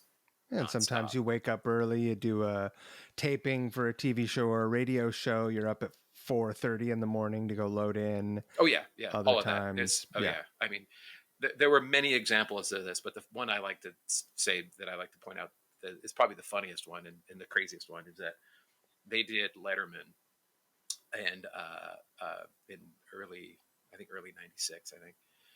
Which they had done before. It's the second time I think they did Letterman, but this is when I worked for them. And they had a headlining show right across the street that night at the Roseland, which is a big venue. I can't remember the capacity is, but it's a big venue, sold out show. I was stage managing them, getting them ready to go to, Craig and I loaded them in to across the street at the Ed Sullivan Theater, which is right across the street, like at 5 a.m. on show day. I was also playing in the opening band, the Fastbacks, that night. Oh shit! And my girlfriend was visiting from New York or from Seattle at the time. My girlfriend was visiting and was like expecting to do all this touristy stuff. Not an And awesome time to visit, hon. no, not enough. She took off and did her own thing. But it was kind of nuts, And that scenario repeated itself a lot because actually the Fastbacks did a whole tour with them. So I'm doing all this shit with them in legitimate real venues with union crew and granted we don't have a ton of gear, but it's still, I still had to be on point for all this stuff. I'm their stage manager and not their production manager, stage manager. Craig was doing that and playing in the opening band. And then there was days when we'd have Letterman to do at 5 o'clock in the morning. And it was pretty crazy, but we were young, and all things considered, it's surprising that I didn't get a really gnarly drug habit during that time. The pick me up drugs. I never did any of that stuff. I always seemed to manage to make it happen without having to do that. Wow. And it was kind of crazy because we'd go to Europe and do TV shows in Europe, like Top of the Pops and stuff like that, and it was long days, and we would fly all the way across the planet, and instead of having a day off, we'd have a gig the night that we landed. It's like there's a lot of that, a whole lot of that. Did you ever do Jules Holland? I did not. No, I've never done that show. Unfortunately, I would love to have had a chance to do, but not. And I don't think they did it. I don't think they did. Oh. They did that Thank God It's Friday show, the TGF show in London and Top of the Pops. What else did they do? Did a really funny show in France once that Henry Winkler was the guest. Amazing. Yeah, it was awesome. We got to hang out. We shared a green room with the Fonz. I still have his autograph somewhere. Hey. Hey. I mean, it's good that there weren't iPhones and cell phones back then. There's definitely a strong point to be made that there wasn't devices in our pocket to document every last damn thing that happened back then. But there's also a lot of missed opportunities. I mean, I always carried a camera around, but it didn't always get taken out. And there's a lot of things that are just, they're just myth now. They're just stories. There's no proof, There's no chance to whip out your phone and record it, like this insane thing that just happened. Did you go out with them on the second record? I did.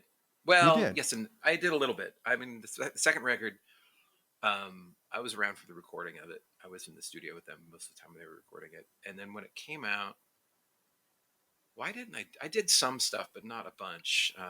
That's kind of when I took a step back from it because the 95, 96 stuff was a lot. And I think I just needed a breather. But I did end up going back to work for them. I don't think I did every tour, but I did a few, And by the time they got to their original farewell breakup thing, the show they did at the Paramount, whatever year that was, 98. I was back working for them then. Yeah. Right. And then off and on when they reformed originally with Dave, and then when Andrew came in, I was in and out for 15 years. So, and that's when you were doing it too. A bunch of people, Malasco, you, me, Darius. And Darius. Yeah. We all took our turns. I didn't do a very good job. I was still drinking back then, and I wasn't a very graceful drinker. Yeah. Well, yeah. I was busy with kids and I had twins and then, was doing the Super Suckers thing. And as we all know and love Jason Finn, sometimes you need a break from Jason Finn. And there was definitely people love Jason. There. It's like, I love Jason. Love his work. He's doing good work. But sometimes you just need a little break from Jason Finn. Sure. Appreciate the positive things about it. It's true. And you understand that too. How did How did the Paul Allen gig come around? Because that's been happening for a while, or was Yes, happening for a was while. happening for a while till he passed away. And then it happened a little while till after he passed away. Let's see, how did this happen? Well, Andrew McKeag. So much of my professional production life revolves around Andrew McKeag and him recommending me for stuff. He should just garnish my wages at this point. Um, uh, he, he worked at EMP for years, as maybe some of you people know, but he doing the Founders Awards at EMP, which is a charity event they do every year, which just happened last week. I stage managed it. We honored Quincy Jones last week. But in 2009, we did. Why am I drawing a blank? Booker T, guitar player. Why can't I think of his name right now? Uh, Booker T and the MG's guitar player. did he is? I thought that the guitar player for Booker T was also Steve just sort Cropper. of the Steve Cropper. Stax. Yeah. Steve Cropper, Stax guy. Yeah, Steve Cropper. God, I can't believe I forgot that. That's a No, I senior feel moment like a right real there. boob too. Yeah, no kidding. God damn. We were the band. I wasn't doing the production. I actually played in the backing band for that event that year, and it was Jeff Fielder, and Andrew and Ty Bailey, and myself were the core band. We had a horn section, and we played all Fielder on this. bass, right? Fielder on bass, yeah. He's And such a fucking ridiculous bass oh, player. he's just ridiculous at everything he does. I mean, Yeah. now he's a record producer and he's just fucking killing that Real shit good too. at it. He's real fucking good at it. If any of you people out there need a record producer, go hire Jeff Fielder because he will make your shit sound good. Uh, that happened in 2009. Paul saw that show, subsequently hired Ty Bailey, keyboard player, to be in his personal band. Which there's a call list of people that have been doing that, and it's like another one of those myths of Northwest music. Like, oh, you played in Paul Allen's band? What's that like? And there's a call list of people, and He so like gets helicopters Ty, onto a yacht. Yeah, exactly. Hell, yeah, and that's actually was my first experience, was getting helicoptered onto a yacht in the middle of the Mediterranean, the dark of night. Um, Ty, obviously went on later to play with Katy Perry, and he's in Nashville now, and he's doing great. He's really, but anyway, so he ties on the gig, and they are starting like this ridiculously long trip that starts in the Mediterranean, starts at the Cannes Film Festival, and it's on its way to Africa, and it's this drummer on it is this guy Gary, who's been Paul's main drummer guy for years at this point. He has a medical emergency in the middle of it and has to go home, and Ty just recommends me. And Paul had just seen me play at the Founders Award thing, the Steve Cropper thing, where we got to play Green Onions with Steve Cropper, and didn't fuck it up. And so I just got the call to come. Literally, I had 72-hour notice. I had to go get a bunch of shots, and went to REI and bought a bunch of safari gear. Went and bought an expensive camera because I kind of knew it was coming. I was like, this is crazy. I'm going to Africa on safari for a month with Paul Allen. And it just, out of nowhere. And that's how that started. So that was, I think, 2010, whatever, in May of 2010.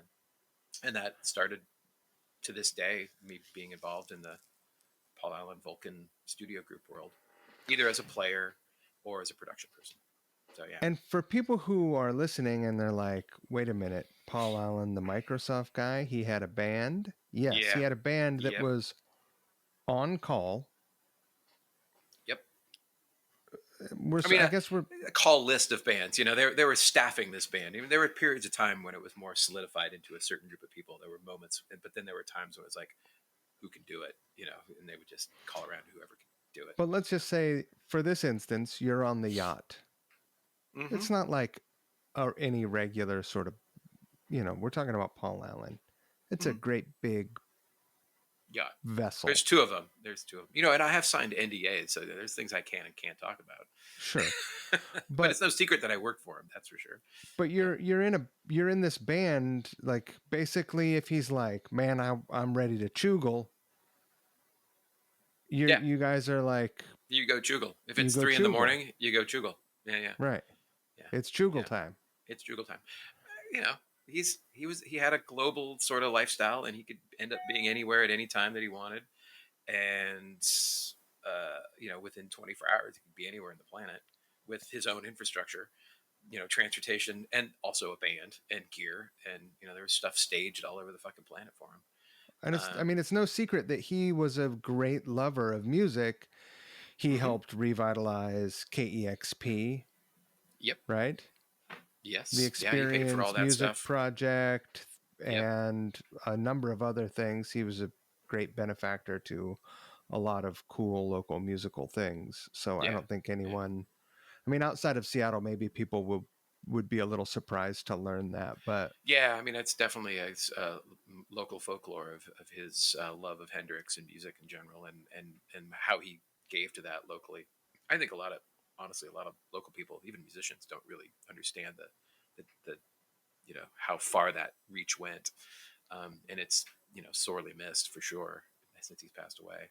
yeah, Um, but yeah, he's just a big fan of music and put a lot of money and resources towards having a infrastructure built around that to facilitate that in his life anywhere in the planet, what a including great giant thing. I super know yachts, including giant super yachts.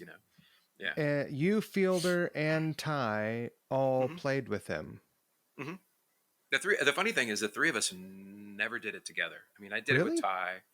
No, I mean, I obviously did the playing with Ty a little bit, and then I kind of left for a while, and then by the time Jeff got involved in a playing situation, I was fully the production guy, so I never really played. I was the production dude. I mean, some of the events I would get up on a drum kit and play a song, with somebody or whatever, but I was Right. never like the house band drummer for those events. Eric Eagle did a lot of that stuff later on. But a lot of people were in and out of that band in the last 10 years. Just a lot of people, and they would just call people in to come record at his studio, and he wouldn't even be there. It would just there would just be some marching orders of what kind of tracks he was interested in hearing. Like making beds, they would call them. Just basically backing tracks that he could Right. potentially write lyrics to, and he would just give examples. Like I want something to sound like Pink Floyd or Radiohead or whatever. And then Wow. we'd be tasked with kind of writing music. And there's a whole bunch of super talented people that walked into that world and did that. And probably that Wh- most of that music will never see the light of day. What an incredibly cool opportunity for. I mean, here's a guy who had the resources to. I Hmm. mean, who wouldn't want to be able to facilitate the creation of music Yeah. in some way Yeah. if you had the ability to? Obviously, he Yeah. probably had a few other responsibilities. I had a few. I had a He few. had a few responsibilities. It's not like he could just dedicate himself to playing music like No.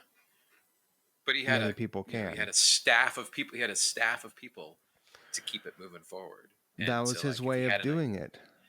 yeah, he kind of treated the studio group like he would a tech group. Like everyone had a role, and if he had an idea, he'd send them off an email. I'm interested in this, and then they'd go off and do their research and end up buying something or whatever, figuring out what it ever is he was looking to do. Yeah, Super cool. yeah, he delegated a lot of stuff. Is that how you started touring with the Experience Hendrix Now tour? the Hendrix stuff was before that. Oh. That started in 2007, and again, that's Andrew McKeag, because Andrew having worked at Mopop and all that. He had helped produce some of the early Hendrix Experience shows at the one-offs that they had been doing in the 2000s. There was a show there was a Bumbershoot show. I think there was a show at Benaroya. There was a show there was San Diego. There was a one in Japan. There was a bunch of one-offs that they do in San Francisco. It's with Mitch Mitchell and Billy Cox and So Noel cool. Redding before he passed away. But then they decided to try to do a consecutive date tour in 2007. It was just East Coast, and it was only 7 shows. And he called me up one day and said, "Hey, would you want to come tech for Mitch Mitchell?" you know, it's one of those. You could hear Andrew saying that. Would you want to tech for Mitch Mitchell? And like, of course, who wouldn't want to do that? I mean, at this point, people already knew me kind of as a drum tech anyway. It's like, yeah, McCaig would follow it up. Well, he's kind of the dude. well, yeah, but He's but kind of he the also dude, right? he also yeah he also knew that Mitch was could be challenging to deal with, and not always a breath of fresh air to be around, which I did discover almost immediately working for him, that he could be very temperamental. But I clocked it really early, and I just realized you just fight fire with fire and just give it right back to him, and it's totally fine. Is that right? Like, oh yeah, yeah. And that's not my nature to just like to be a dick right back to somebody. But he was so dicky to me, I was like, oh fuck you. I could do that too. I don't care if you're fucking Mitch Mitchell. Fuck you. Did did it become playful ever Yes. in that sense? Totally. Right. Oh, totally. Like immediately. I would, and it definitely did. And he had, it was fun, and he got over it. He like kind of like got and when he found out that I could play, that I actually could play and I knew what I was doing, it just, yeah, it just fell into place. And I was infinitely interested to know who he was and hear about his life and hear the stories. And, I was there to serve him because it's Mitch fucking Mitchell. And he's yet another one of those people that had been under my microscope a lot as a kid. And, it's just an opportunity that I had to take. So that started in 2007, and I've been doing it ever since. In fact, one of our long running Hendrix tour participants is playing tonight at the Moore Theater, Kenny Wayne Shepherd. Oh, amazing. With the other drummer that I started teching for in 2007, Chris Layton, who played with Stevie Ray Vaughan. He's in town tonight. In fact, I'm going to go meet him in about an hour and a half for dinner. So, it's all still around. Yeah. So yeah, that first tour in 2007, I was teching for Mitch, teching for Whipper, and teching for Buddy Guy's drummer, Tim Austin, who has since passed away. So I was teching for 3 drummers on a tour that was kind of not put together very well. No fault to Andrew, but the first Hendrix tour in 2007 was a giant shit show from top to bottom. Everything was it's just a bunch of people thinking they knew what they were doing, had no idea what they were doing, putting on a tour. Like the producers, they learned, but they got their asses handed to them learning it. How many times has the tour happened since then? You were completely breaking up right there. Try that one more time. I think you were asking how many times that tour's happened. Good question. It's basically happened twice a year, every other year since 2007. Oh, wow. So do that math real quick, but not every year. That was kind of the schedule. Yeah, it would do a spring tour and a fall tour. And there's a lot of characters on that that tour. Yeah, there's a lot of characters, and it was a lot of fun because I got to, and in that situation, I ended up being the stage manager because there was no stage manager, and it was an event. It was a show that desperately. Wait a minute, were you the drum tech and stage manager, or do you transit? Yeah. No, I did both. I mean, I got hired just to be the drum tech, but by 2008, was there more than one drum set up there? I don't remember. 3 drum. Well, sometimes 3. Sometimes, I mean, after Mitch passed away, because he just did 2007 to 2008, and then he passed away. But for those first 2 years, it was 3 drum kits that I was teching and also stage managing, and it was generally about 20 to 22 musicians playing every night, and it was a revolving cast. Sometimes, we had a core group of people that would play every night, but there were guests that come in and do a run of shows, and then they leave. So the show was constantly changing, and everybody wanted to sound check. Everybody wanted to fuck with their gear. And there was nobody that had been given the role to be the gatekeeper, to be the yay or nay guy. And I just took it because nobody was doing it. It was just such a disaster. It's like, this is going to piss everyone off because there's no one making the schedule. There's no one telling people what they can and can't do, because everyone was afraid to tell these rock stars what they can and can't do. And the producers were afraid to do it. And so I just did it. I said, everyone got my phone number and they texted me, or I worked with Andrew, and we would figure out, because every day was different because we have different people every day. And, some people are a little more needy than others, and that's not necessarily a bad thing. It's just some musicians are totally fine just handing them a guitar. Other people are more detail oriented. Other people need time. The other people feel more detail oriented. And so it was my job to navigate all of that and learn everyone's needs on the fly, and try to make it happen for everybody, keep everybody How do you stage manage? Successful. And I had to say no to a lot of famous people, a lot. Wow. It was fun. Like, no. How do you manage Can't do that. teching 3 kits I mean, I guess it's not 3 drum kits being performed on at once, but you know, No, well, like a sometimes snare two. drum goes Yeah, down, sometimes. Yeah. that's on you. Were there any hairy Oh yeah, situations where yeah, yeah. like, I mean, during the show, oh, we have a snare uh, down on this kit and broken drum head on this kit at the same time? the, nothing quite so catastrophic as that. Because as a drum tech, I try to make sure that that shit doesn't actually happen during the show. Because you can kind of see what it's like maintenance on a car. You can kind of tell when that might be happening. So generally not, but there's still crap that goes wrong. Mixes go down if you're on in-ears. Mixes go down. Things, microphones fall over.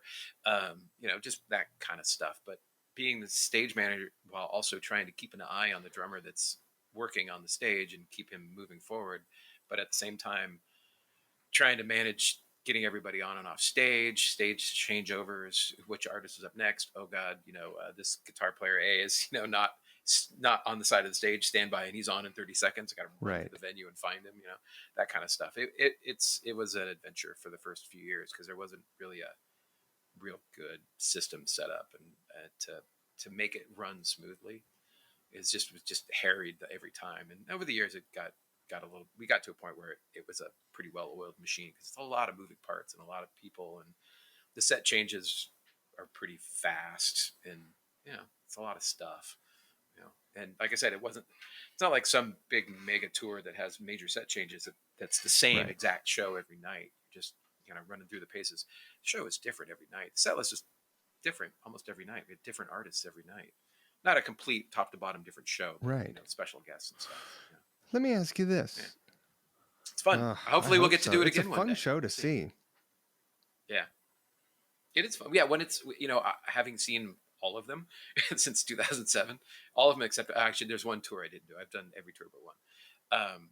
There have been some really really stellar transcendent nights where paying honor to Hendrix's music succeeded phenomenally well. Right. Like it wasn't cheesy, it wasn't shitty.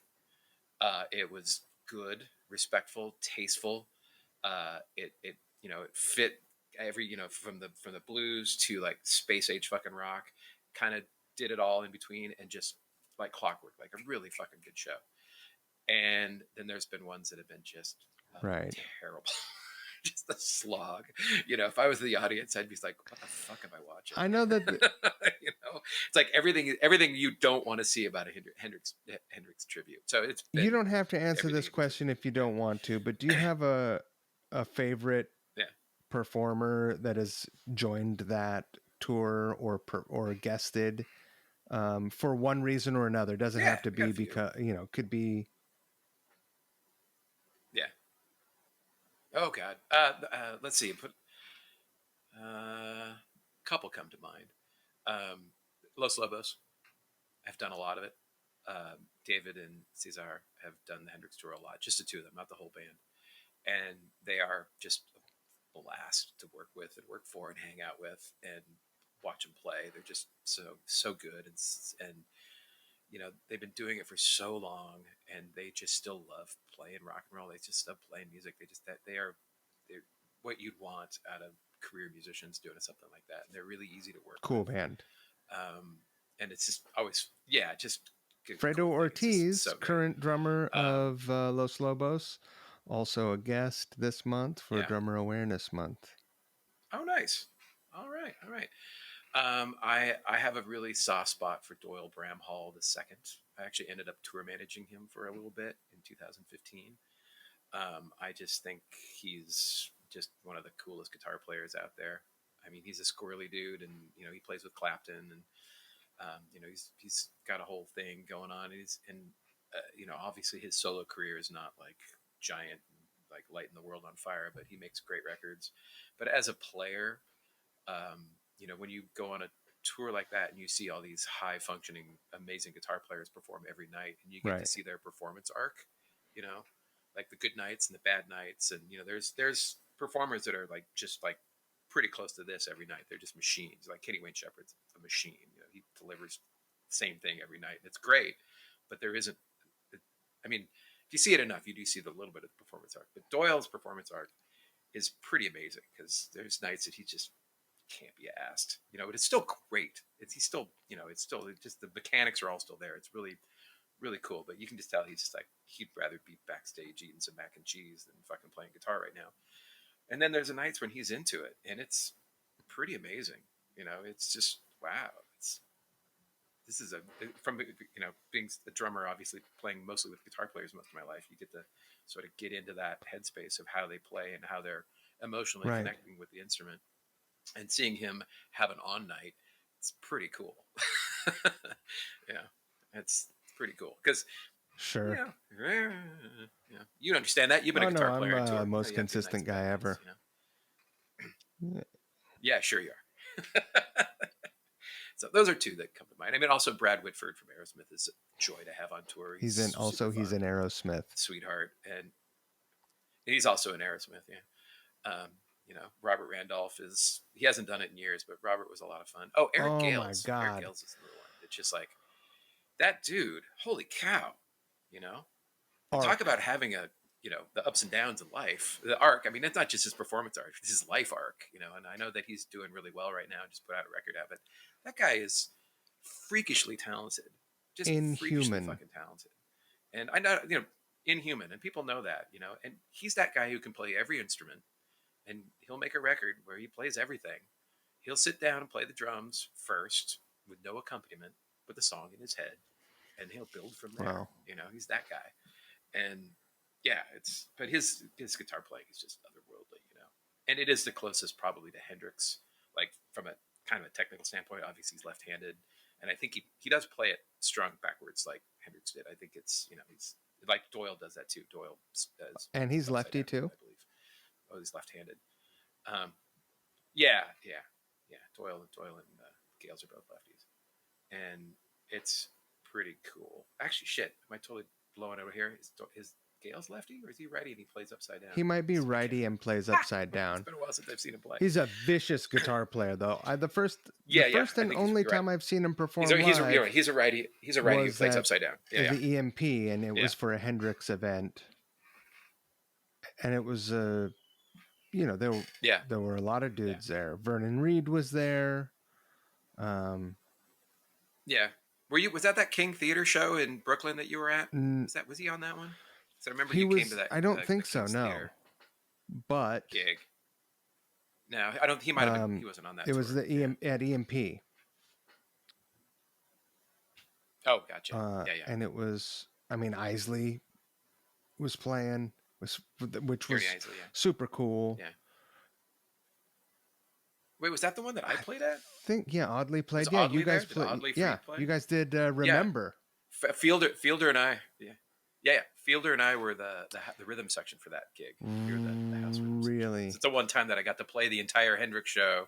Yeah, and because they didn't fly in Whipper to do that. So I think Duff must have played on a couple songs because I showed up with him. Duff and McCready. Yeah, McCready and Brandy Carlisle and Duff did the encore, and or they did the last set, and then we were supposed to play. I was supposed to play Red House with them for the encore, and Michael Shreve was standing right there, and I just said, "Go play." Just gave him the sticks, and so you got to go. I gave up the seat to Shreve to go. I promise I'm not going to keep you here for 3 hours, but I want to ask you. No, you can. I'm having fun. As touring and being a tech and stuff, did you have a tech when you were touring ever? Never. There is a very famous drum tech from Seattle that people I think all drummers know about, but what the fuck do I know? Also builds a snare drum that every drummer covets and wants to have in their stable, and that's Greg. Is that right? I sold the one I had. And that's Keplinger. Yeah. Yep. Actually, there was a Keplinger sighting yesterday. It's down to having Keplinger sightings. Yeah, well, I haven't seen him in the pandemic time, and we all think about him and are concerned about his general. He's also a wild drummer. The whole drummer community, definitely. He's a fucking wild drummer. He is Seattle's Elvin Jones for sure, and badass. I think Chris Friel saw him at Trading Musician yesterday, and that's like. You guys have some kind of secret drummer text group? No, I saw Oh, Chris yeah, last he night. had a I show. went to go see him play. So he told me after the show that he ran into him because I mean he has touched the drumming community in Seattle and outside of Seattle to a great degree. Like he was always really supportive of me when I was young, and he's just that guy. The drumming community is at both the same time really tight knit, but also really loose. And I don't always feel like I'm a part of that group, because I just sort of do my own thing and I travel a lot. But I ultimately kind of am. I don't know everybody in this town that plays drums, but I know a lot of people. But he's definitely he's a focus point, In the focal solar point for a lot of system of people. drummers, Um, he in Seattle, he is the sun, right? Definitely, yeah. And he's tech for a lot of people, yeah. And he's never tech for me, but he has definitely tech for a ton. I mean, he tech for Cameron for years. But I might be untechable. I would love to, if I was in a playing situation, to go on tour with somebody who actually knew what they're doing. But the problem is, the few times I have had a tech, which back in the day in the Posies days, it was my childhood best friend Matt Thomas. He's not a drummer. He didn't know what he's doing. He just knew how to set him up and put him on stage. He didn't know how to tune them, didn't know how to tweak them, and so, I still had to do all that kind of stuff. But getting them in and out of the trailer or the tour bus or whatever, I generally didn't have to do. But I also found myself doing it anyway because afternoon times I'm just bored, so I'm gonna go set up my drum kit. Even though we have a crew, I'm just gonna help anyway. So I've never really had like a real legitimate professional tech Right. work for me ever. And I became that big hat guy because I knew what role was not happening for me, and I just did it for myself. So basically, when I go tech for people, I'm just doing what I've been doing for myself Right. for 30 years, as a touring professional. I just don't get to sit down and play the gig. I do It everything does else that I require normally do. a mental adjustment and emotional and mental adjustment to tour. Yeah. Mm-hmm. Well, we have two Hey, you have dogs, a don't dog? we? Hey, shut the hell up. Come here. Come here. Come here. Biggie, come here. Come here. Who's a good boy? Who's a good boy? All right, come on over here. This is Mr. Big, short for Mr. Big Mouth. So Mr. it Big. does require.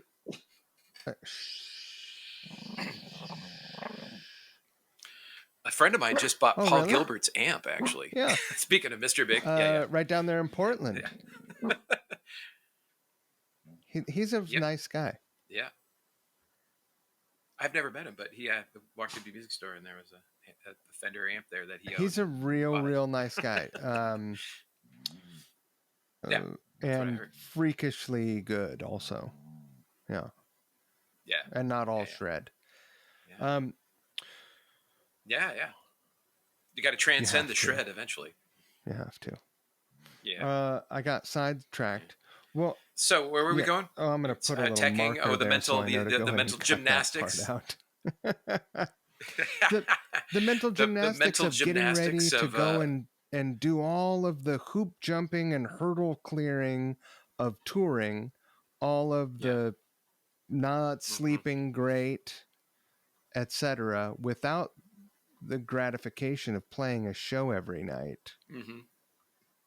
I mean, the gratification of the show going off without a hitch for me is satisfying. It's one of them. Yeah, it's super satisfying.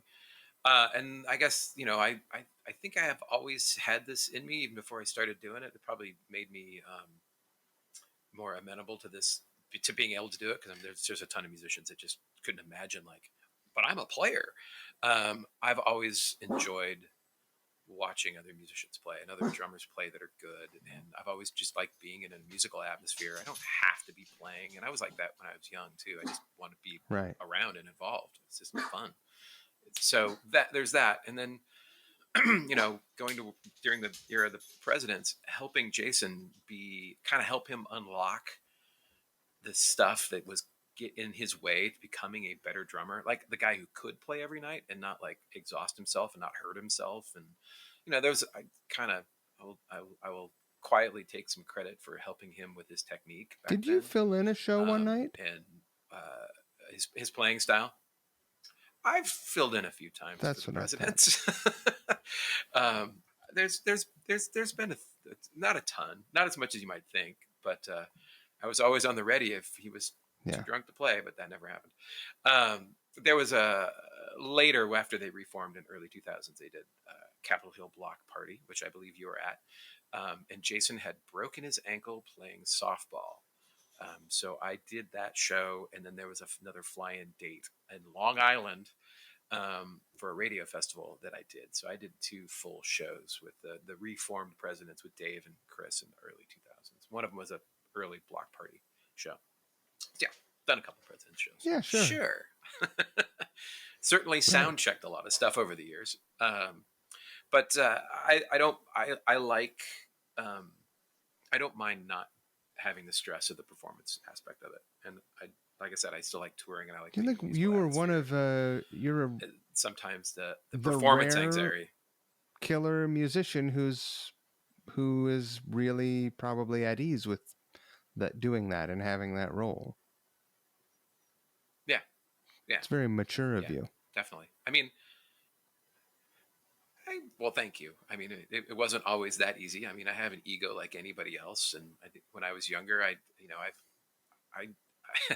I rarely say it out loud. I know I'm a good drummer. I've been doing it for a long time. I can do a lot of stuff, and probably to my detriment, I haven't spoken out enough about my own abilities to people at the right time. Like, oh, I can do that, or I'm good enough to do this, or yeah, I'm pretty good at it, but I just don't. I'm not comfortable tooting my own horn so much. So, Right. and I like supporting other drummers. And again, the original thing with Jason, trying to help him sort of get his shit together to be in a platinum selling band that's now playing giant places all around the planet 24/7. It's hard physically to do, and I had a little bit of experience with that. Clearly not with the success level, but certainly the intensity level. And he had some mechanical things that weren't really working in his favor. And I've done that with a lot of different drummers that I've worked for. Like, I've tried to help them sort of figure out the physicality about playing so it doesn't hurt. And It once doesn't, again, just because it's a very doing athletic what thing to you do. were doing You for know. yourself on tour with your own carpal Oh, tunnel. well, I mean, I stopped playing. And I had to sit down and figure out my own technique Right. so I could keep doing it. But I took a few years off really from playing intensely, even though the Fastbacks were still doing stuff and doing those Pearl Jam tours and whatnot. It was physically pretty demanding. It was hard, but I kind of found a happy place where a happy medium where I could keep my wrists in shape and still play that kind of music, especially the Fastbacks. If you're familiar with that band at all, it is pretty intense, fast tempos, very punk rock, and it's physically really demanding. And I to play in that band, I had to totally change my playing style, my posture, how I sat, just everything, kind of everything, just what kind of drums I used, how I tuned them, how they were set up. It all changed drastically to play in that band. And that's, tried to show other people how they can help themselves by kind of getting out of their own way physically to play certain styles of music successfully, especially Right. night after night. Do you find Yeah. that most drummers are open to hearing that stuff, or Some are more than others, obviously, and you have to just figure that one out, as you move along, as you work for people, and I mean, my little secret is that I incrementally change drummer setups to help them play better. After I watch them for a couple shows and I can see how their posture is not quite right what it's supposed to be, I don't make major changes all at once. And I did this with Mitch actually, because when Mitch first started playing, it's like, how the fuck do you play that drum kit, old man? No wonder you sound like shit, because he didn't play very well. And I just slowly over the course of that first tour, and actually even into that second tour we did in 2008, I slowly changed his setup, is how the angles of everything, how he sat. But I didn't do anything huge in any grand movement to make things weird. But over the course of a period of time, I kind of just changed the drum kit so he could play it better. And it worked, because it usually does. And I've done that with a lot of different people. They don't know they're doing it. I'll tell them right? I've done it after it's been done. It's like, so this is what I did with you for the last week for the shows, is that and sometimes I'll take a picture, and I'll take the picture a week later and I'll say, here's what you used to play, here's how your spine used to look, and here's how you look now. You And know, what is so that I physical hope you're adjustment? comfortable. Is it a more upright position? Yeah, I mean it's trying to get your shoulders back and relax, trying to keep your back Right. arch. It's just good posture, and also just every drummer is different because their arm lengths are different, their torsos are Playing different. drums It's is just you like have to riding a just motorcycle, there's kind right? of yeah, there's kind of a sweet spot physically for that works for everybody, even though it looks different on everybody, but it kind of it's kind of the same thing. And there's a lot of professional drummers out there that have just the worst posture, and it just affects their techniques, and it's not sustainable. Like there's a lot of metal dudes I watch them play. It's like, how the fuck do you guys do this every night? You're like a professional football player. Your career is gonna be done in 5 years. You have to do What are something those different. common mistakes? Because the things that I see that I think are look ridiculous is when a drummer has their hi hats up next Yeah, to their eyeballs. that's one of them. That's one. That's certainly one Right, because and then that's your neck's pitching your you're shoulder up going to way be too doing high. this, right? Your neck, yeah, yeah, exactly, yeah. That's one of them. How high you sit, how low you sit, and it's also relative to how the drums are set up. Like the drum, you sit really high with the snare drum really low. That's terrible because you're just going to hunch over to play it. You know, What I about mean, that there's dude there's that a lot of plays stuff. the snare all tilted forward? Then there's that too. Yeah, there's that too. And the guy who hits his thigh when he's trying to hit a rim shot, he's just constantly hitting his thigh because the snare is so low or Right. tilted so close. There's a lot of things. But I mean, it's not. There's no exact 100% right or wrong way to play drums. The physical relationship to the kit, but there's definitely a sweet spot. There's a zone, and I try to help people get to that if they're not there. I mean, most people are close to it, but they can always. And I even need it. As vain as it might sound, when I was younger, I would play. When I was at Wazoo, I would take a drum set up to the dance room, the ballet room, where they had a full mirror, and I'd set up in there, and I would just watch my technique as I was playing in the full length mirror. And that sounds ridiculous, and it Huh. probably was, but I could see where how I was, how my posture was. It's like, oh, that's because you can't really see it yourself, so I had to look at myself in the mirror to say, oh, I'm hunching my shoulders over when I do this, or how do I keep a open stance to play the drums?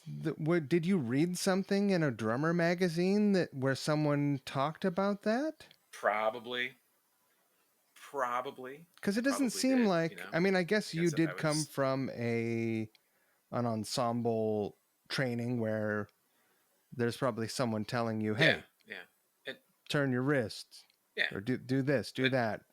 yeah, yeah, and also like I was talking about earlier, like looking at the poring over pictures of the drummers that I wanted to emulate, like Bonham or Keith Moon, and seeing how they physically related, how their bodies were literally perched around the drum kit, had a lot to do with how they felt time and how their feel sort of happens. Why Charlie Watts's feels like it does. It's just like it's how he's sort of approaching the kit physically. It's not just the notes or what his brain is telling him; it's what his body is letting him do with how he plays. Um, so yeah, and that's Right. universal. So we already Yeah. talked about five bands that you would want to play with. Give me three bands that you would love to tech for, or drummers specifically, because uh, and that could be because of those drumming, because of that band's drummer, and you would just want to be around to see them play every Yeah. night. Yeah. Could be because you are familiar with that band's organization from years of being around, and you just like them. Oh yeah. Yeah. This is an imaginary Yeah. Yeah. I world mean, where I would. nobody I would. else's I job mean, goes away at the account of you. no, of course not. And I'm going to say names of people that I know their techs, and I'm not trying to poach their gigs, and I Right. probably never could anyway. So, and I'm so this is yeah, fantasy world. I would love to tech for Cameron, but his tech Right. is awesome, and he's not going anywhere. It'd be super fun, but he's pretty demanding, and he's got pretty specific things, and there's different levels of drummers who there's ones that are really high tech, needy, not needy, that's not the right word, but just they just they're really specific about what they need. And then there's guys that's like, give me a drum kit that's set up and tuned Right. right, and I'll be happy. They don't have a whole lot of bells and whistles on there. And guys with simple drum kits, guys with really That complex drum Pearl kits. Jam organization is Obviously, I notoriously cool. oh yeah, they're exceptionally cool, exceptionally cool. And I mean, I think I told Matt, I think I ran into him in Green Lake 15 years ago, and at some point walking around Green Lake one day with my kids, and he was with his. It's like, if you ever need a drum tech, Yeah. I'd do that, you know. But yeah, no, that's not happening.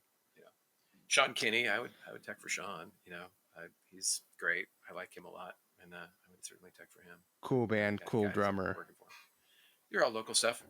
Yeah, you know, Chamberlain. I mean, this is all sort of Seattle centric drummers. Do you I think would Sean certainly Kinney tech for doesn't get his Chamberlain. due as a drummer? But again, I don't know. You know, that's a good question. I don't. I think in the the whole hard rock world that they have you know moved into. I mean, obviously, massive commercial success over the years has turned into like a core hardcore audience. Um, he's great. I think he's gotten a lot of cred. I don't know if he's gotten the recognition like in the last 10 years, but he definitely did in the heyday. He certainly I did in the guess I drumming wasn't paying community for sure. attention to drum magazines in the And 90s. yeah, yeah, yeah. I mean, I wasn't that much either. My paying attention to drum magazines was most certainly the '80s, not so much the '90s. Because I Right. yeah, not my scene. But he's great, fucking great drummer, Funny man. sweetheart, good guy. I think funny man, funny dude. Yeah, so I would do that. That would be fun. You know, Chamberlain, like I said. That's two, Yeah. buddy. And what about anyone outside of Seattle? Well, I did tech for Kenny Aronoff on the last Hendrix tour for a month, and that was a lot of fun. That was great. While teching for Whipper at the same time, I was doing Whipper and Kenny Aronoff at the same time. And I mean, he's a character. He's a total character. It'd be fun to work for him some more, but we'll see. Is his I haven't gotten the personality call. in alignment with his drumming? Yes, Then he's very a much so. fucking character. Yeah, he's a total character. He's great. What a drummer. Yeah, what a great drummer for sure. Golly gee. Well, I still love working for Whipper, even though I haven't done anything for him for a while either. I'm going to go see him play tonight. I just started working for Oliver Charles, Ben Harper's drummer. So Andrew and McKeg and I both are now. I working talked to on the Andrew Ben this Harper week. crew. He told me that you So guys there's have some stuff coming up. Yeah, yeah, we're going to Europe. Theoretically, going to Europe this summer with Ben Harper, which should be a lot of fun if it happens. Which fingers crossed that Europe's not a smoldering pile by July. I'm going to check those dates. I'll be over there. But Hopefully, I'll see you there, since I won't see you in New York. we're there all July and August, into early August. Oliver's been great to work for. I've only done a handful of gigs for him, but he's been a lot of fun to work with, and he's a great drummer. And again, he's someone that I don't really need to do any tweaking on, though I do a little bit because Right. I can't help myself. He seems happy with what I've done so far, Yeah. Golly gee, who else would I like to tech for? God, I mean, Stuart Copeland. I mean, I'm going to go on this Ringo tour, and I'm not going to tech for Ringo. I will set up and tear down Bissonette's drums, but I won't actually tech for them. Jeff Chonas has been Ringo's tech for 30 plus years, and he's amazing at it. He's the drum whisperer for. Have you gleaned things from him? Like what? A little bit, yeah. I watched him. For sure. And he's just been doing it for so long. He's just such a natural at it. But he's, Ringo trusts him, so nobody touches Ringo's drums except him. I mean, I've not even played that tour I did in 2019. I sat behind the kit a couple times, but I did not pick up a pair of drumsticks, and I did not play it, not once. Yeah, not even once. Yeah, I mean, I played Bissonette's kit a couple times because that's okay, but you don't just sit down and start playing Ringo's drums. Right. You just don't do that. Did you play Ringo's guitar? Yeah. No, don't touch Ringo's shit. I did not. Yeah. Back off, Boogaloo. No. But yeah, teching for Ringo would be pretty amazing. Right. That's not happening either. But I'm very close to it. I'm about as close to getting it to it as you could with actually not doing it. Well, I Yeah. mean this when I say it, Mike. You, I just feel like, and this is a subject that comes up in these conversations a lot. Is that musical talent or talent in general at whatever someone is doing Hmm. does not always, equate to uh, recognition or whatever we No. see Yeah. success as. But Yeah. That's something I learned. I learned that early on in the '90s that talent had nothing to do with it. Watching bands get massive success in the early '90s, while I was in a band trying to get success, like, oh, right. talent has nothing to do with this. uh, I do think that that it's true, but it's a bummer to have to say you are Seattle's best Yeah. kept secret. Um, Oh, well, thank you. I think you're almost like a security blanket for any Seattle band that I've ever known. I mean, I've been in bands at times when the question of, well, we don't know if our drummer is going to be able to do this. And we have literally looked each other and said, well, we could always call Musburger. He could totally do it on short notice. And yet Well, the it call have never came. No, that's not true. I have jumped in short notice for and quite a it few things over the years. Yes, because quite a of few. your ability, because of your ease of character and your abilities. So Yeah, yeah. I'm trying to give you a Try to be a good compliment. hang. Knows how to try. I'm not good at them. I'm not good um, at taking them. Good. But thank you. That's nice to hear. It's nice to what what do you hear. have? Do you have anything planned beyond? You should release those clips of you playing. I'll tell you that. Even if it's just I like probably in some sort I of probably should. retrospective, you should archive them, get them off your phone and put them on a Yeah, yeah, hard drive. Maybe in 5 years, yeah, it could be the 50th year anniversary of the pandemic, and then you can release them yeah, yeah, in sequence. yeah, yeah, yeah. Well, the original idea was like, instead of spending all the time trying to engineer stuff and make it sound really good and then play the groove or whatever, it was just get a quick iPhone recording of it so I'd remember, because I don't remember shit. I sit down and play and it just falls out of me, and then I don't chart it, I don't write it down. I won't remember it Right. unless I can hear it again. So I'm doing these quick videos, and the idea is to go back and pick the best ones and actually do a proper recording of them, and then give them to people, like, here's a groove, do something with it. Like, give it to Fielder or something, say, here's a cool groove, write a song around this, that kind of stuff. Haven't gotten Right. quite to the recording bit yet. I need to do that. I've been too busy working the day job lately to do that, to get to that. Yeah. But yeah, I will. I keep doing that. And I also should you know. mention and thank you for totally crushing I Just Want to Celebrate. You Oh, thank you. Thank you. It turned out good. I need to go. you Repost it on my ruled. social media Ruled it. accounts. Oh, thank you. It was fun. So the whole the whole recording myself thing is very new to me.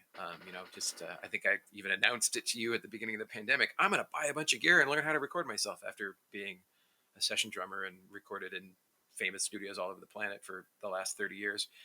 Never really wanting to do it all on my own, because I like the collaborative process of being in a studio with a producer and an engineer and a band. That's what I like. I don't really like being alone in a room doing it by myself, but that was all there was. So that is one of the first things that I've really done. I mean, I did a couple other little recording things with the gear that I bought this last year, but that and it was the stiff learning curve, learning Logic and trying to make it sound good and perform. And It working the is like cameras. the I mean, brain you scramble also over and delivered working on the the cameras. camera Yeah. work, and then Oh yeah. Oh, I will say I did give you 3 angles, and I think you only there's a used lot of one. work that goes into the post for me, and so I know, I had to I make know, the I know. call. I've I'm sorry. that's why I'm laughing, because I fully expected that not to get completely used. But I was like, Right. I had the 3 devices there. I could set them up and use it, see what happens. But I took a long time to do that, and I don't really know how to edit on Logic yet. That's the one last thing, is like editing together performances, And obviously, I grew up in an era where there was no Pro Tools, and there was maybe a tape edit if you're lucky, which that happened to me occasionally, editing tape, cutting tape to put things together. But you just learn stuff and play it right, or at least play it till you get it right enough that it works. And I did. I don't know how many takes of that I did. I just kept doing it because I kept fucking it up, and it just and there would be some engineering, something that I wasn't right. So I spent the good part of an entire day doing that. And probably did over 20 takes of it. You know, and it was fun though. It was It's a pretty great. fun thing to do, I think. No problem. Yeah, it's super I fun. would I Do it would again. love that. I would love And that. yeah. And there's a Fastback song on a Go Go's tribute record that's about ready to come out. That we did a version of Vacation, and I recorded that. Instead of going to Kurt's basement to record it in his basement studio, I was like, "Can I do this by myself?" And I did, and it turned out pretty good. So for the first thing that I ever actually recorded and engineered myself, for other than just kind of doing tests and fucking around, but an actual song for something, it getting released. It's actually being played on the radio. Did you just buy an interface? Did you also buy some compressors and some? No, I bought an interface, and I have actually since bought a better interface. I bought one of those Focusrite Yeah. Scarlett things, the 8 channel one, the 18i20, which is great for drums. And now I bought a different one of those, and I have an Octapre Oh, now, that's so I've got like great. 16 channels that I can work with. And then I bought a bunch of mics. In fact, this is my kick drum mic, one of them. But I haven't bought any outboard gear. No mic pre's, no compressors. It's all just Oh, Logic that's stuff great. that I've been doing so far. That's it. I mean, that's kind of the next level if I'm going to keep doing this and taking it seriously. I mean, it's set up in a rehearsal room. It's not in a studio. It's not in a, it's not in my house. It's in a rehearsal room. So, I the next step would be to gear wise would be to definitely get some mic pre's and start buying some proper plugins, because I haven't bought any plugins. I'm just using all the standard Right. Logic stuff so far. So Go talk to Don it Gunn. works. He might. Yeah. Is that I've right? never met Don Gunn. I have never met the guy. No, I've never met him. Oh, dude. Yeah. Never worked with him. Never met him. Yeah. Yep. I Hook a gotta brother make up. introductions for you guys. He's great. You guys will get along All right, please famously. do. Yeah. And there's a lot to be learned from Don Gunn. Yeah. All right. I mean, that's actually one thing about being here in Seattle for the whole pandemic time. Obviously, everyone was isolated, but I have met more people in Seattle, and this is the longest stretch that I've been home in years, because I'm always either coming or going. I have kids that live in Sweden, so I'm going there a lot. I've been a constant motion machine for the last 20 years, and this is the longest stretch that I've just been sitting in Seattle, my hometown. And besides not actually very much recognizing my hometown anymore because it's so different, I have met a lot of younger musicians and other younger people in the music business just being around more. And that's a positive, definitely. I feel a little bit more connected to the current Seattle scene. Who is than the I certainly coolest have in the last 10 band years. in Seattle that's on the verge right now? There's always one. Acid Tongue, Freak Out. It's Guy, the singer in Acid Tongue. It's Freak Out Records. Their Acid records are Tongue. phenomenal. They're such a great band. Acid Tongue. They just played at the Treefort Festival in Boise this week, and obviously Shayna Shepherd is doing great and blown up, and I've done some recording with her. Whether or not I ever get a chance to do more will remain to be seen. I certainly would. She's great to work with in the studio. But Acid Tongue, I think right now, if you were to ask me, like, what band appears to me to be like on the precipice? I mean, they're getting press in Europe a bunch, and I think they were on the cover of France Rolling Stone, Really? last month or something. But they're really good. Yeah, they're really good. You'd like their records. I mean, it's guitar based fucking rock, and it's great harmonies, great melodies, cool production. I'll check that out. It's catchy songs. Guy has a really cool voice. I like he's got an appropriately interesting rock and roll voice. I'll check that out. Yeah, big fan for sure. Yeah, you should. Yeah, you will. Yeah, you will. Well, we managed to avoid how we started, and I think that's just fine. Okay. Yeah. That's just fine That's with fine. me. Yeah. We could get into I the don't. I darkness or mean, not. on a couple of 50-something white dudes don't we don't I Mm-hmm. don't really feel like we have any business being a part of the commentary. I mean, we do, but I agree 100%. uh, We but we do, privately, but and I just don't. uh, I'm yeah. uh me the Me Too stuff. Sure, some stuff might have there might have been sort of like outside forces that influenced some things and made them blow up into bigger things than they were. But I believe women. Oh yeah, I believe in women 100%, especially in that case. Um, but you're also right on the dot. I mean, uh, the world's had enough of middle-aged white guys giving their opinions about stuff in a public setting. Unless it's really, On really unless you're on the important. stand. Yeah, uh, unless you're on the stand. Yeah, for sure. I don't think there's anything that I personally can add to that conversation that's Right. going to be positive for anybody. Other than if I have some great need to get something off my chest about it, which I don't. But I believe women, and that's pretty much where it stands. I mean, there's a whole lot of losers in that situation, that particular situation, and I might even be one of them Right. because it's my legacy.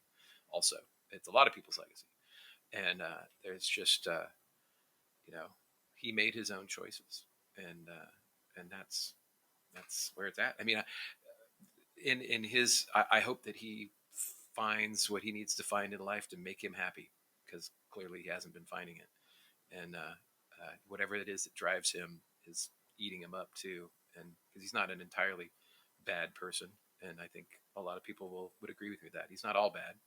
He's certainly a conflicted human, but I hope he finds the things that he needs to finish out the rest of his life, because you know he's Yeah. a talented guy, but certainly has made some interesting choices along the way. There's some hole there that hasn't been filled yet. That he just can't Right. find what he needs to keep him happy. So there you go. And, yeah, but we don't have a whole lot Uh, to really add to that. lastly, since we're on a It's bummer trip, you know um, yeah, I love normally I bummer. would ask you to give me a playlist that I would play that I would post for the entire week that your episode was up, or actually the week after. Um, Okay, for Drummer Awareness okay, Month, since I'm putting out 2 episodes a week, I've decided yeah, that I'm going to ask drummers for their favorite, if they have a favorite, and you don't have to say it now. I don't need to put you on the spot, but I'm asking drummers for their mm-hmm. favorite Taylor performances, and I'm going to make a playlist in tribute to his drumming and his musicality, because he also All right. sang. He released some of Oh his yeah, own music. I think Duff played on some of that. I'll probably post some of yeah, that on there on the playlist. yeah, yeah, There's yeah. that It's guy had a, a light and an energy. Unfortunately, I referred to him in my review of um, Wasting Light, their record that they did with Butch Vig to tape. I mm-hmm, referred to him as a mm-hmm, puka shell yeah. necklace come to life, which I stand by. It's that But it's he not wrong, was. but I guess what I mean to say that he might actually is laugh at that. if the word "rad" could come to life, it Mm-hmm, would have been mm-hmm, him. And puka shell necklaces are kind of yeah, rad, right? They're rad yeah, accoutrement. yeah. And a Hawaii shirt that said, like, 88 on it Probably or something, or whatever year he 78 first with went. like a Yeah. van and a 78. sunset. Yeah, yeah, yeah. Yeah, Um, yeah, yeah, yeah. Of course.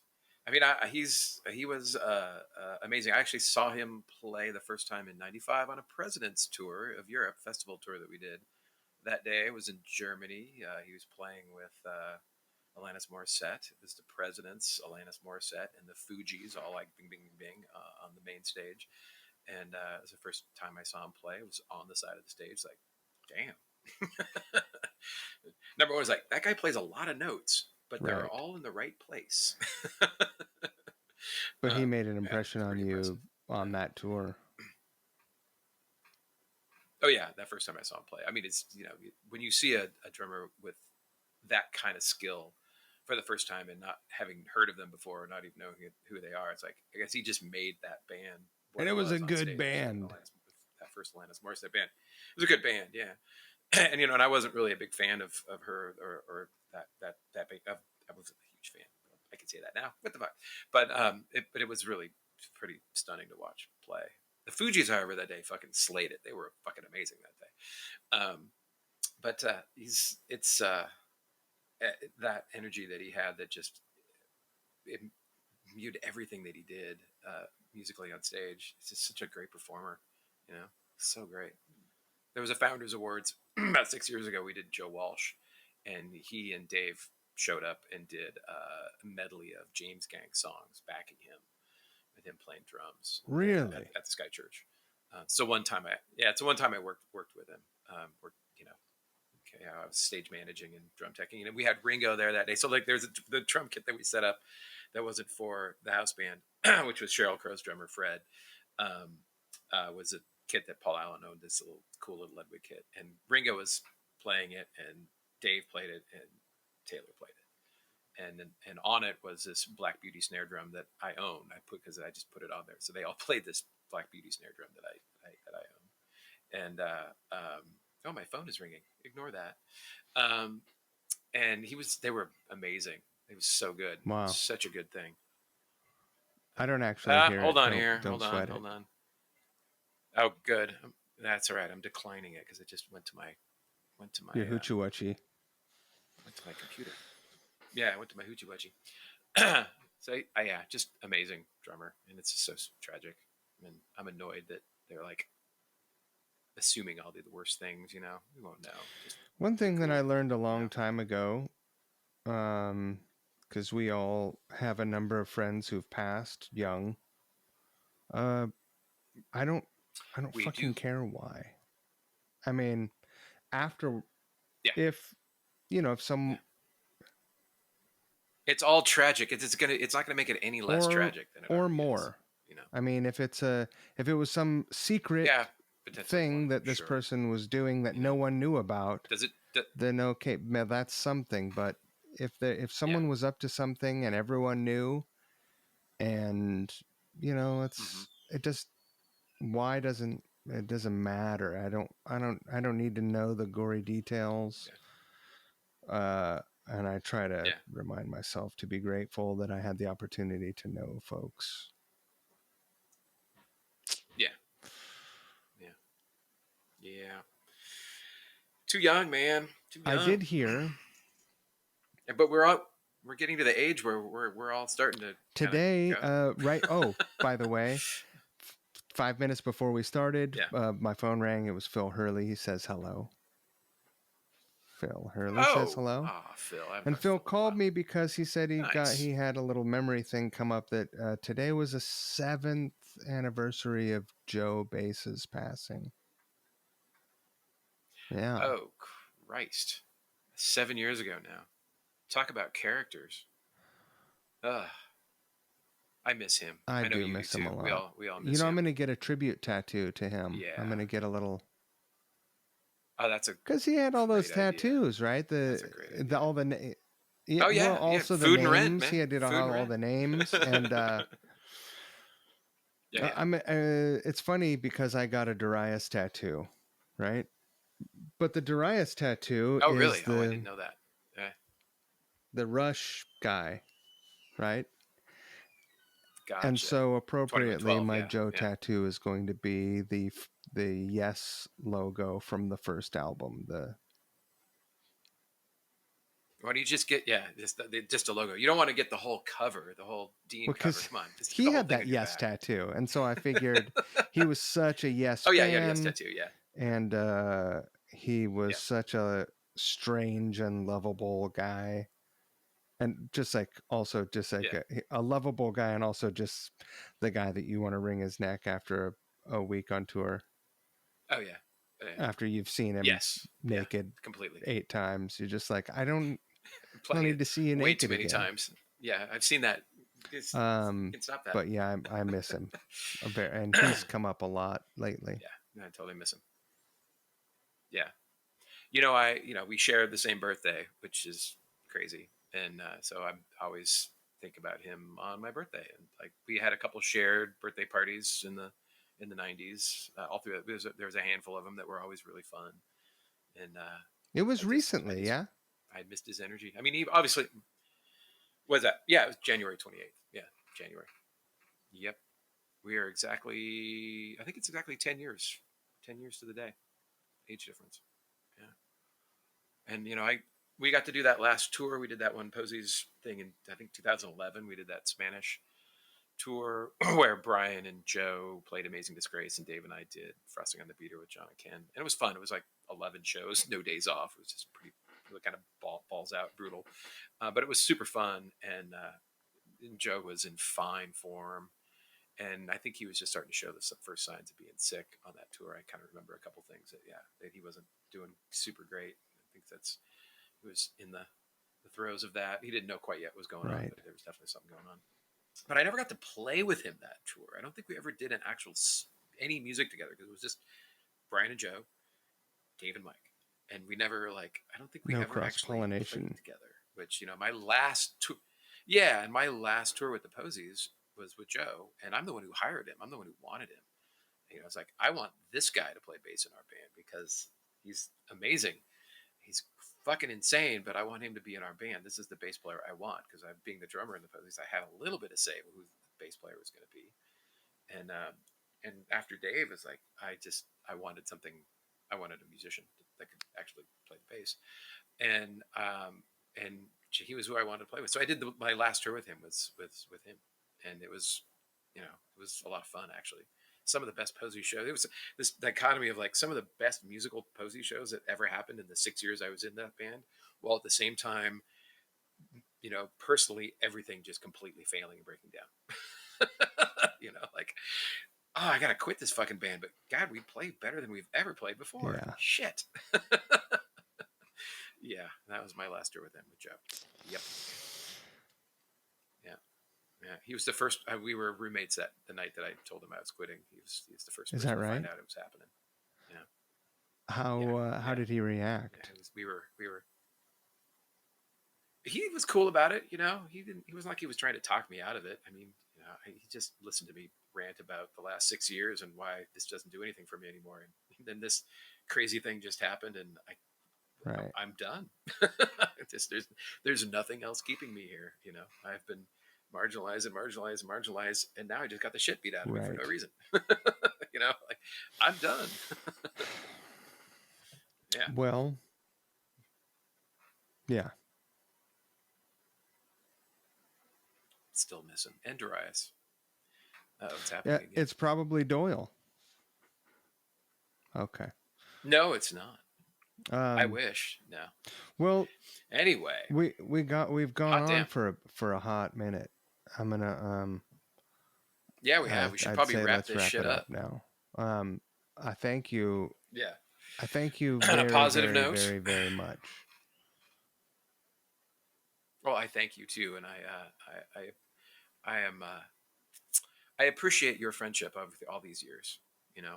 Well, I think all of us have this last 2 years is all this isolation stuff. It's like we have to remember who we've known and who we are and where we've come from, and with that era of Seattle, we've all been cast to the wind and all over the place now. We've all sort of, even though I'm still here in Seattle, but so many people have just moved on to other things, and just it's nice to reconnect with people that there's this time and place in this town is pretty special and really important. And I'm glad that you are still in my life from that I'm era glad to for be sure. here, and I'm really happy to know you. I think you uh, a Oh supremely talented gosh, guy, and yeah, I always wish you the best, Mike. yeah.